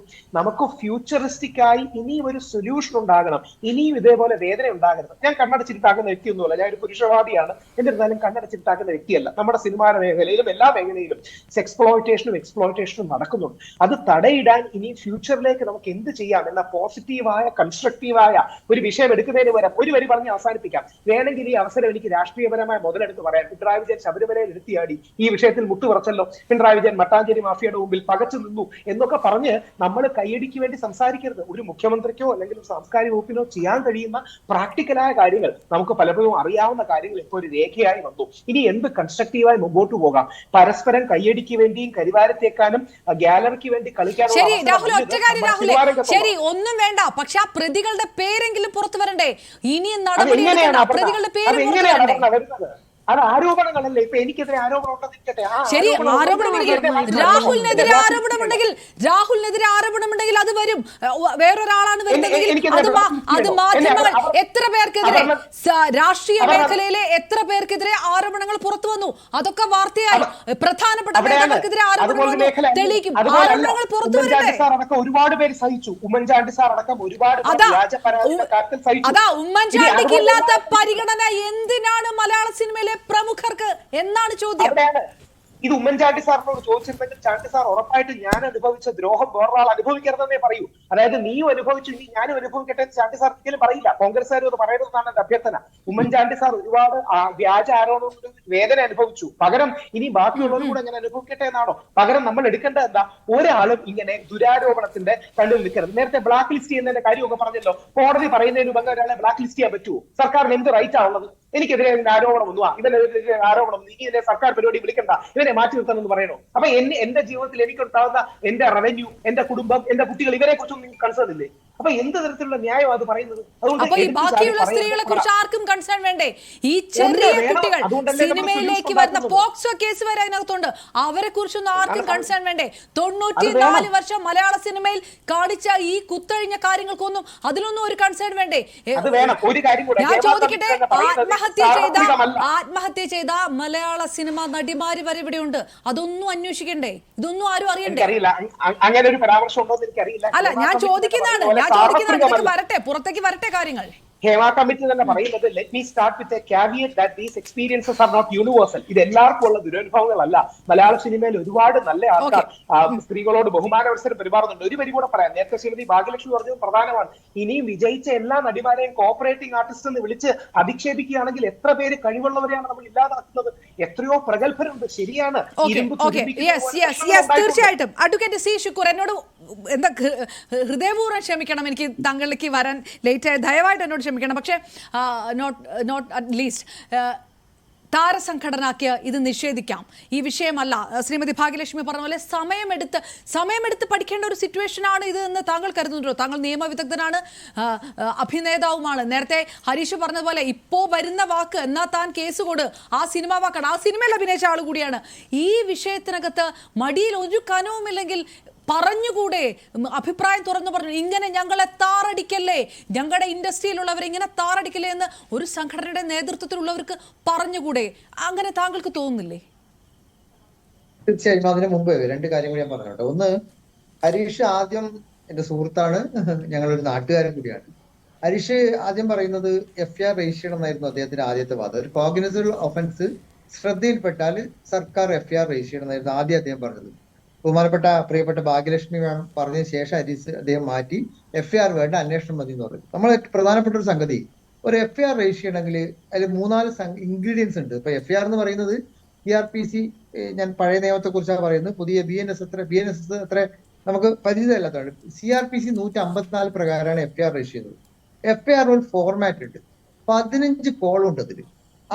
ഈ കോളങ്ങളിൽ ഫില്ല് ചെയ്യാൻ പറ്റണം. അതിൽ പ്രധാനപ്പെട്ടത് എവിടെയാണ് സംഭവം നടന്നത്, ഏത് ഡേറ്റിനാണ് സംഭവം നടന്നത്, ആരാണ് അതിൽ കുറ്റം ചെയ്ത ആള്, ആരാണ് ഇരയായ ആള്, അത് ഈ കൺസേൺ പോലീസ് സ്റ്റേഷൻ ഇത്ര ദൂരാണ്, ഏത് കാലഘട്ടത്തിലാണ്, ഇങ്ങനെയുള്ള കാര്യങ്ങളൊക്കെ ഇല്ലാതെ ഒരു FIR രജിസ്റ്റർ ചെയ്യാൻ പോലീസിന് കഴിയുമോ? ഒരു കോഗ്നിസബിൾ ഒഫൻസ് ഒരു SHOന്റെ മുമ്പിൽ റിവീൽ ചെയ്താൽ അത് ആപ്പ് വഴിയോ അല്ലെങ്കിൽ എഴുതി കൊടുത്തോ റിവീൽ ചെയ്ത് കഴിഞ്ഞാൽ FIR രജിസ്റ്റർ ചെയ്യണം എന്നുള്ളത് നിയമപരമായ അദ്ദേഹത്തിന്റെ ബാധ്യതയാണ്. അങ്ങനെ കോഗ്നിസബിൾ ഒഫൻസ് റിവീൽ ചെയ്തു എന്ന് പറഞ്ഞതിന്റെ അർത്ഥം അത് എവിടെ വെച്ച് നടന്നു, എപ്പോൾ നടന്നു, ആരാണ് ചെയ്തത്, ആരാണ് വിക്ടിം, ഇത്രയും കാര്യം അതിൽ വരണ്ടേ? ഹേമ കമ്മീഷൻ റിപ്പോർട്ട് നമ്മൾ കണ്ട ആ 10,235 പേജിൽ അങ്ങനത്തെ ഒരു സംഗതി ഉണ്ടോ? ഇപ്പം അപർണ തന്നെ, എനിക്ക് അപർണയോട് വലിയ ഇഷ്ടമുള്ള ഒരാളാണ് ഞാൻ, അപർണ തന്നെ പറഞ്ഞല്ലോ പോക്സോ നിയമപ്രകാരം കുറ്റകൃത്യം അതിലുണ്ട്, അങ്ങനെ ഉണ്ടോ? ഏത് പാരഗ്രാഫിലാണ് പോക്സോ നിയമപ്രകാരം ഒരു കുറ്റകൃത്യം നടന്നതായി ജസ്റ്റിസ് ഹേമയുടെ മുമ്പിൽ, ആ കമ്മിറ്റിയുടെ മുമ്പാകെ ഏത് വിക്ടിം പറഞ്ഞതാണ് ആ റിപ്പോർട്ടിലുള്ളത്? ഒന്ന് അപർണക്കൊന്ന് അത് ഒന്ന് ഹൈലൈറ്റ് ചെയ്ത് വായിക്കാൻ പറ്റുമോ? അങ്ങനെ ഒരു സംഗതി ഇല്ലെന്നേ. മാത്രമല്ല, ഒരു 18 വയസ്സിന് താഴെ പ്രായമുള്ള ഒരു കുട്ടി ഒരാളെ മുമ്പിൽ പോയിട്ട് ഞാൻ സെക്ഷലി അബ്യൂസ്ഡ് ആണ്, അല്ലെങ്കിൽ എന്റെ പ്രൈവറ്റ് പാർട്ട് തൊട്ടിട്ടുണ്ട്, അല്ലെങ്കിൽ എന്നോട് മോശമായി പെരുമാറിയിട്ടുണ്ട്, ആ പോക്സോ ആക്ടിൽ വരുന്ന സെക്ഷൻ ഏതെങ്കിലും ഒരു ഇൻഗ്രീഡിയന്റ് പറഞ്ഞിട്ട് ഒരു കുറ്റകൃത്യം ചെയ്തു എന്ന് പറഞ്ഞ് ജസ്റ്റിസ് ഹേമയുടെ മുമ്പാകെ ഒരു കുട്ടി മൊഴി കൊടുത്താൽ നിയമപരമായി ജസ്റ്റിസ് ഹേമ ഉടനെ ചെയ്യേണ്ടത് ആ കാര്യം ബന്ധപ്പെട്ട പോലീസ് സ്റ്റേഷനിൽ അറിയിക്കുകയാണ്. അങ്ങനെ ചെയ്തില്ല എങ്കിൽ ജസ്റ്റിസ് ഹേമ പ്രതിയാണ്. അത് എനിക്കും അപർണക്കും ഭാഗ്യലക്ഷ്മിക്കും രാഹുലിനും ബാധകമാണ്. നമ്മളൊരു കാര്യം മനസ്സിലാക്കാൻ, ജസ്റ്റിസ് ഹേമ അങ്ങനെ പറഞ്ഞിട്ടുണ്ടോ? 18 വയസ്സിൽ താഴെയുള്ള കുട്ടികളെ സെക്ഷലി അബ്യൂസ് ചെയ്തിട്ടുണ്ട് ഈ സിനിമ ഇൻഡസ്ട്രിയിൽ എന്ന് ജസ്റ്റിസ് ഹേമയുടെ റിപ്പോർട്ടിലുണ്ടോ? നിങ്ങൾ ആ ഭാഗം ഒന്ന് വായിച്ചതാ. നമ്മൾ അങ്ങനെ കാടടിച്ച് വെടിവെക്കാൻ പാടില്ലല്ലോ. അങ്ങനെ ഒരു കുട്ടി പറഞ്ഞിട്ടുണ്ടെങ്കിൽ ജസ്റ്റിസ് ഹേമ പ്രതിയാണ്. അവർക്കെതിരെ നമ്മൾ പരാതി കൊടുത്താൽ അവർക്കെതിരെ കേസെടുക്കാൻ പോലീസ് ബാധ്യസ്ഥരാണ്. നമ്മൾ ഇല്ലാത്ത കാര്യം എന്തിനാ പറയുന്നത്? സിനിമയിലേക്ക് കയറി വരുന്ന തുടക്കക്കാരികളായ കുട്ടികൾ പോലും ഇത്തരം ലൈംഗികാതിക്രമങ്ങൾക്ക് ഇരയായിട്ടുണ്ട് എന്ന് അതിനകത്ത് കൃത്യമായിട്ട് പരാമർശമില്ലേ? 18 വയസ്സിൽ താഴെയുള്ളവർ നമുക്ക് ഇപ്പൊ എന്റെ മോൾക്ക് 25+ ആണ്. ഞാൻ മോളെ കുട്ടി അല്ലേ എന്റെ ഭാര്യയോട് സംസാരിക്കുമ്പോൾ പറയാം, കുട്ടി 18 വയസ്സിൽ താഴെയുള്ള അല്ലെങ്കിൽ ഒരു പുരുഷൻ ജസ്റ്റിസ് ഹേമയുടെ മുമ്പാകെ അങ്ങനെ മൊഴി കൊടുത്തെങ്കിൽ അവരല്ലേ ആദ്യം പോലീസിനെ അറിയിക്കേണ്ടത്. അവർ നിയമം ശ്രീമതി ഭാഗ്യലക്ഷ്മി എന്താണ് കൂട്ടിച്ചേർത്തത്? എനിക്കൊന്ന് പറയാം. എനിക്ക് സാർ പറഞ്ഞത് ഞാൻ ഇവിടെ പോയിന്റ് ഞാൻ എഴുതി വെച്ചിരിക്കുകയായിരുന്നു. ഒരു മിനിറ്റ് മാഡം, ഒരു മിനിറ്റ് ഞാനൊന്ന് പറഞ്ഞോട്ടെ. സാറ് പറഞ്ഞതിന്റെ ഞാൻ ഇവിടെ പോയിന്റ് എഴുതി വെച്ചിരിക്കുകയായിരുന്നു. ഹേമ കമ്മിറ്റി മുമ്പാകെ ഒരു ചെറിയ പെൺകുട്ടി, പ്രായപൂർത്തിയാവാത്ത ഒരു പെൺകുട്ടി പോയി അത്തരത്തിലുള്ള ഒരു അനുഭവം പറഞ്ഞിട്ടുണ്ടെങ്കിൽ അത് പോലീസിനെ അറിയിക്കേണ്ട ഉത്തരവാദിത്വം ജസ്റ്റിസ് ഹേമയ്ക്കല്ലേ? അത് അപ്പൊ തന്നെ അവിടുന്ന് അങ്ങോട്ട് പറഞ്ഞു വിടുകയല്ലേ വേണ്ടത്? അയ്യോ മോളെ കമ്മിറ്റി മുമ്പാകെ അല്ല വരേണ്ടത്, മോള് പറയേണ്ടത് പോലീസിനാണ് പോയി. അത് പിന്നെ ഹേമ കമ്മിറ്റി ഒരു മിനിറ്റ്. ഇനി വേറൊരു കാര്യം പറയാം. ഇപ്പോ നേരത്തെ ഹരീഷ് പറഞ്ഞല്ലോ, ഈ പ്രമുഖനെ എതിരെ FIR ഇടാം, അവരെ പോയി ചോദ്യം ചെയ്യാം. ചോദ്യം ചെയ്താൽ ഇനി എങ്ങനെയൊക്കെ രഹസ്യമായി ചോദ്യം ചെയ്താലും ഇതെങ്ങനെയെങ്കിലുമൊക്കെ നിങ്ങൾ മാധ്യമങ്ങൾ എല്ലാവരും ചീണ്ടിച്ചകഞ്ഞ് ഇത് അറിഞ്ഞു കഴിഞ്ഞാൽ ആരും വെറുതെ ഇരിക്കില്ല. ഇത് ന്യൂസായി അങ്ങനെ വരും.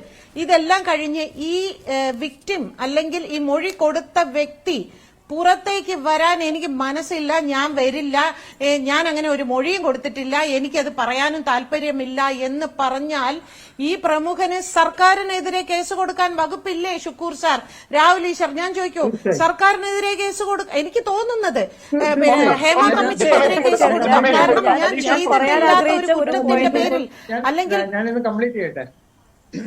അതെ, അത് അപർണ നമ്മളൊരു കാര്യം മനസ്സിലാക്കട്ടെ. ഈ കാര്യത്തിൽ നമുക്ക് ആർക്കും ഇരകൾക്കൊപ്പമല്ലാത്തൊരു സ്റ്റാൻഡ് ഇല്ല. ഈ പാനലിൽ ഇരിക്കുന്ന ഒരാൾ പോലും ഇരകൾക്ക് എതിരെ നിൽക്കുന്ന ഒരാളെന്ന് ഞാൻ വിചാരിക്കുന്നില്ല. പക്ഷെ നമ്മളൊരു കാര്യം മനസ്സിലാക്കേണ്ടത്, ആ കമ്മീഷനും കമ്മിറ്റിയും തമ്മിൽ വ്യത്യാസമുണ്ട്. കമ്മീഷൻ എന്ന് പറയുന്നത് ഒരു പ്രധാനപ്പെട്ട സംഗതി നാച്ചുറൽ ജസ്റ്റിസ് തന്നെ അപ്ലിക്കബിൾ ആണ്. മറ്റേ ഭാഗം കൂടി കേട്ടിട്ട് ക്രോസ് വിസ്താരം കഴിഞ്ഞിട്ട് ഒരു ഫൈൻഡിങ്ങിലേക്ക് എത്തുന്നതാണ് കമ്മീഷൻ. കമ്മിറ്റി എന്ന് പറയുന്നത് എന്താ? ഒരു ഫാക്ട് ഫൈൻഡിങ് സംഗതി, ഒരു വസ്തുത പരിശോധിച്ച് റിപ്പോർട്ട് തയ്യാറാക്കുകയാണ് കമ്മിറ്റി. അതിൽ ഒരു ഭാഗം ഉള്ള ആൾക്കാരുടെ മാത്രം വാദമാണ് കേൾക്കുന്നത്, മറുഭാഗത്തിന്റെ വാദം കേൾക്കുന്നില്ല. അവർക്ക് നാച്ചുറൽ ജസ്റ്റിസ് ഉണ്ട്. എന്താണ് എനിക്കെതിരെ ഒരു ആരോപണം വന്നാല് ആ ഭാഗ്യലക്ഷ്മി മാം എനിക്ക് ഷുക്കൂർ വക്കീൽ എന്നെ ഇങ്ങനെ ഉപദ്രവിച്ചു എന്ന് പറഞ്ഞാല് അത് എന്നോട് കൂടി ചോദിക്കണ്ടേ? നിങ്ങൾ അങ്ങനെ ഉപദ്രവിച്ചു? 2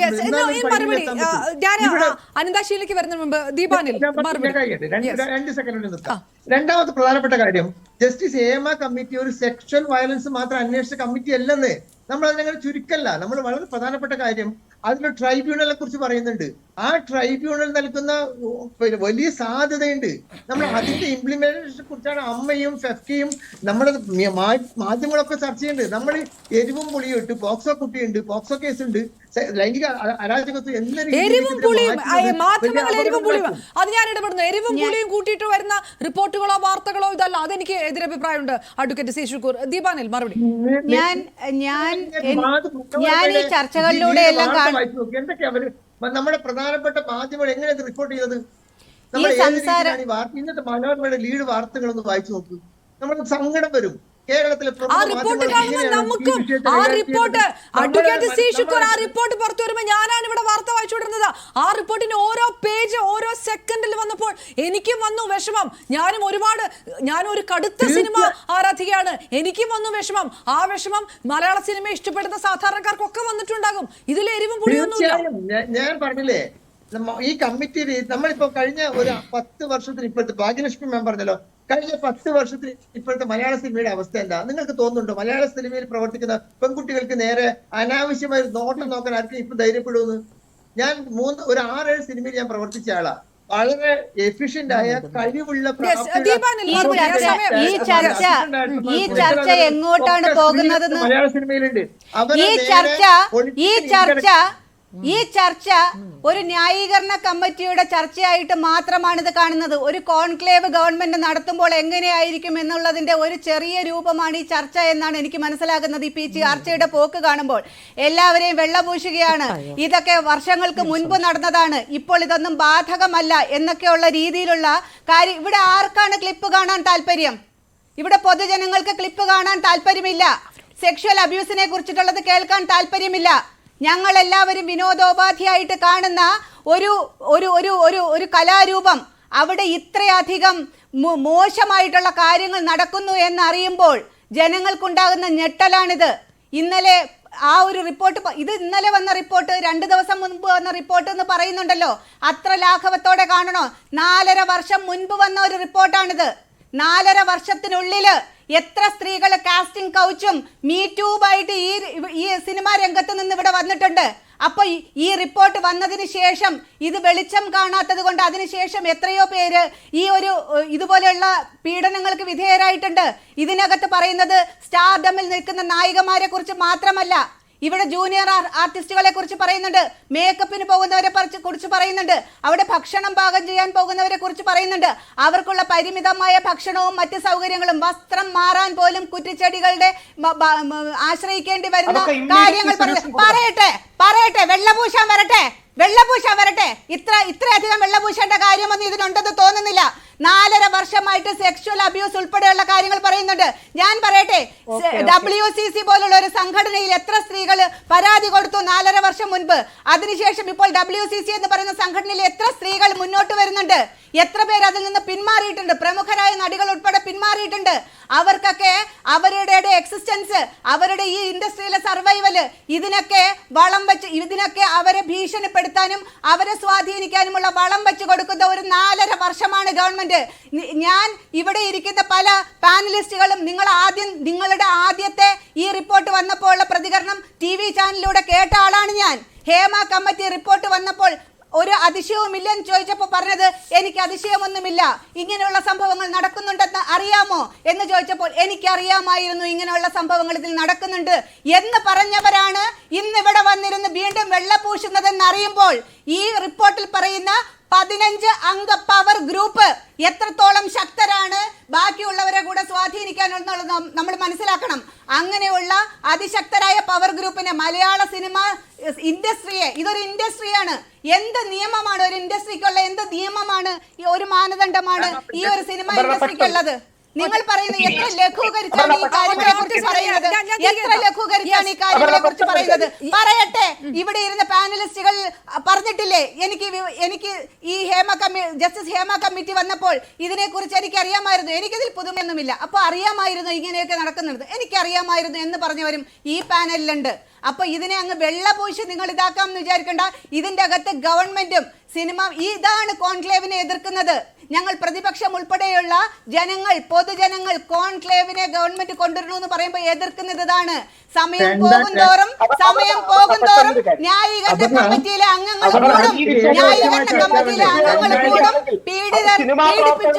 പീഡിപ്പിക്കപ്പെട്ടുകൊണ്ടിരിക്കും എന്നുള്ളത് കൊണ്ടാണ് സമയം കൂടുതൽ കൊടുക്കാനുള്ള 4.5 വർഷം തന്നെ വലിയ സമയമാണ് ഞങ്ങൾ അല്ല, എനിക്ക് മനസ്സിലാവുന്നില്ല എന്തിനാണ് ഇപ്പൊ ഒരാൾ അവര്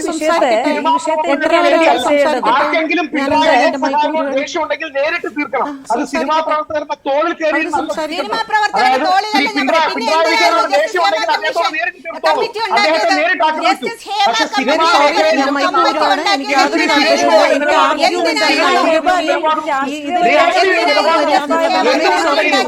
എവിടെയാണ് ഇതിനെ വെള്ളപൂശിയിട്ടുള്ളത്? സർക്കാർ എടുത്ത നിലപാട്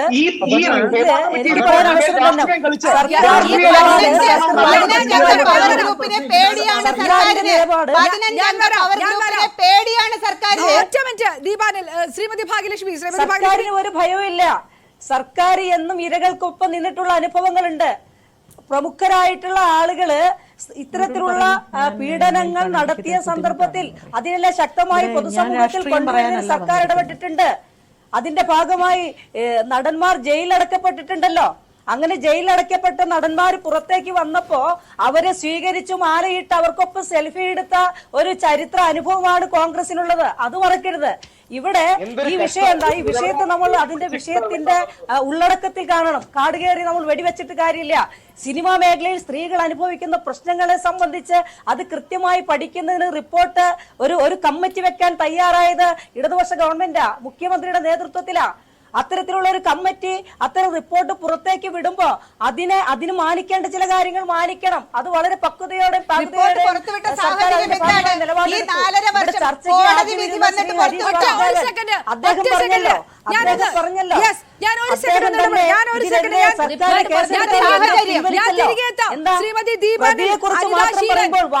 സമൂഹത്തിന് മുന്നിൽ കൊണ്ടുവരേണ്ട അവസ്ഥ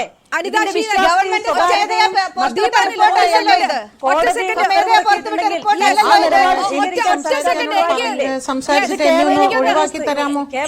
എനിക്ക് സംസാരിക്കാനുള്ളത് പറഞ്ഞിട്ട് ഒഴിവാക്കി തരാമോ? ശ്രീമതി അനിലാശീലൻ, ഒറ്റ സെക്കൻഡ്. ശ്രീമതി അനിലാശീലൻ, രാഷ്ട്രീയം നമുക്ക് സംസാരിക്കാം. ശ്രീമതി അനിലാശീലൻ, ദയവായിട്ട് ഒറ്റ സെക്കൻഡ്. രാഷ്ട്രീയം നമുക്ക് സംസാരിക്കാം. ഞാൻ നിങ്ങളിലേക്ക് വരാം. ഇതിനകത്തൊരു രാഷ്ട്രീയമുണ്ട്, അല്ലെങ്കിൽ ആ ഒരു നിലപാടുണ്ട്, അതുണ്ട്. പക്ഷേ എനിക്ക് ശ്രീമതി ഭാഗ്യലക്ഷ്മി അടക്കമുള്ളവരോട് ചോദിക്കേണ്ടത് രാഷ്ട്രീയമല്ല. അതുകൊണ്ട് ശ്രീമതി ഭാഗ്യലക്ഷ്മി, ഇതിനുള്ള മറുപടിയല്ല ഞാൻ നിങ്ങളോട് ചോദിക്കുന്നത്. ഞാൻ ചോദിക്കുന്ന ഒരു കാര്യമാണ്, ഈ പരാതി കൊടുക്കാൻ മുന്നോട്ട് വരാതിരുന്നവർ, നേരത്തെ പറഞ്ഞ പോലെ ഈ റിപ്പോർട്ടിനകത്ത് പറയുന്ന ഒരു വിഷയം, WCCയുടെ ഒരു സ്ഥാപകാംഗം സംഘടന വിട്ടുപോയി, അവർക്ക് ഈ 4.5 വർഷത്തോളം കൂടുതൽ അവസരങ്ങൾ കിട്ടി.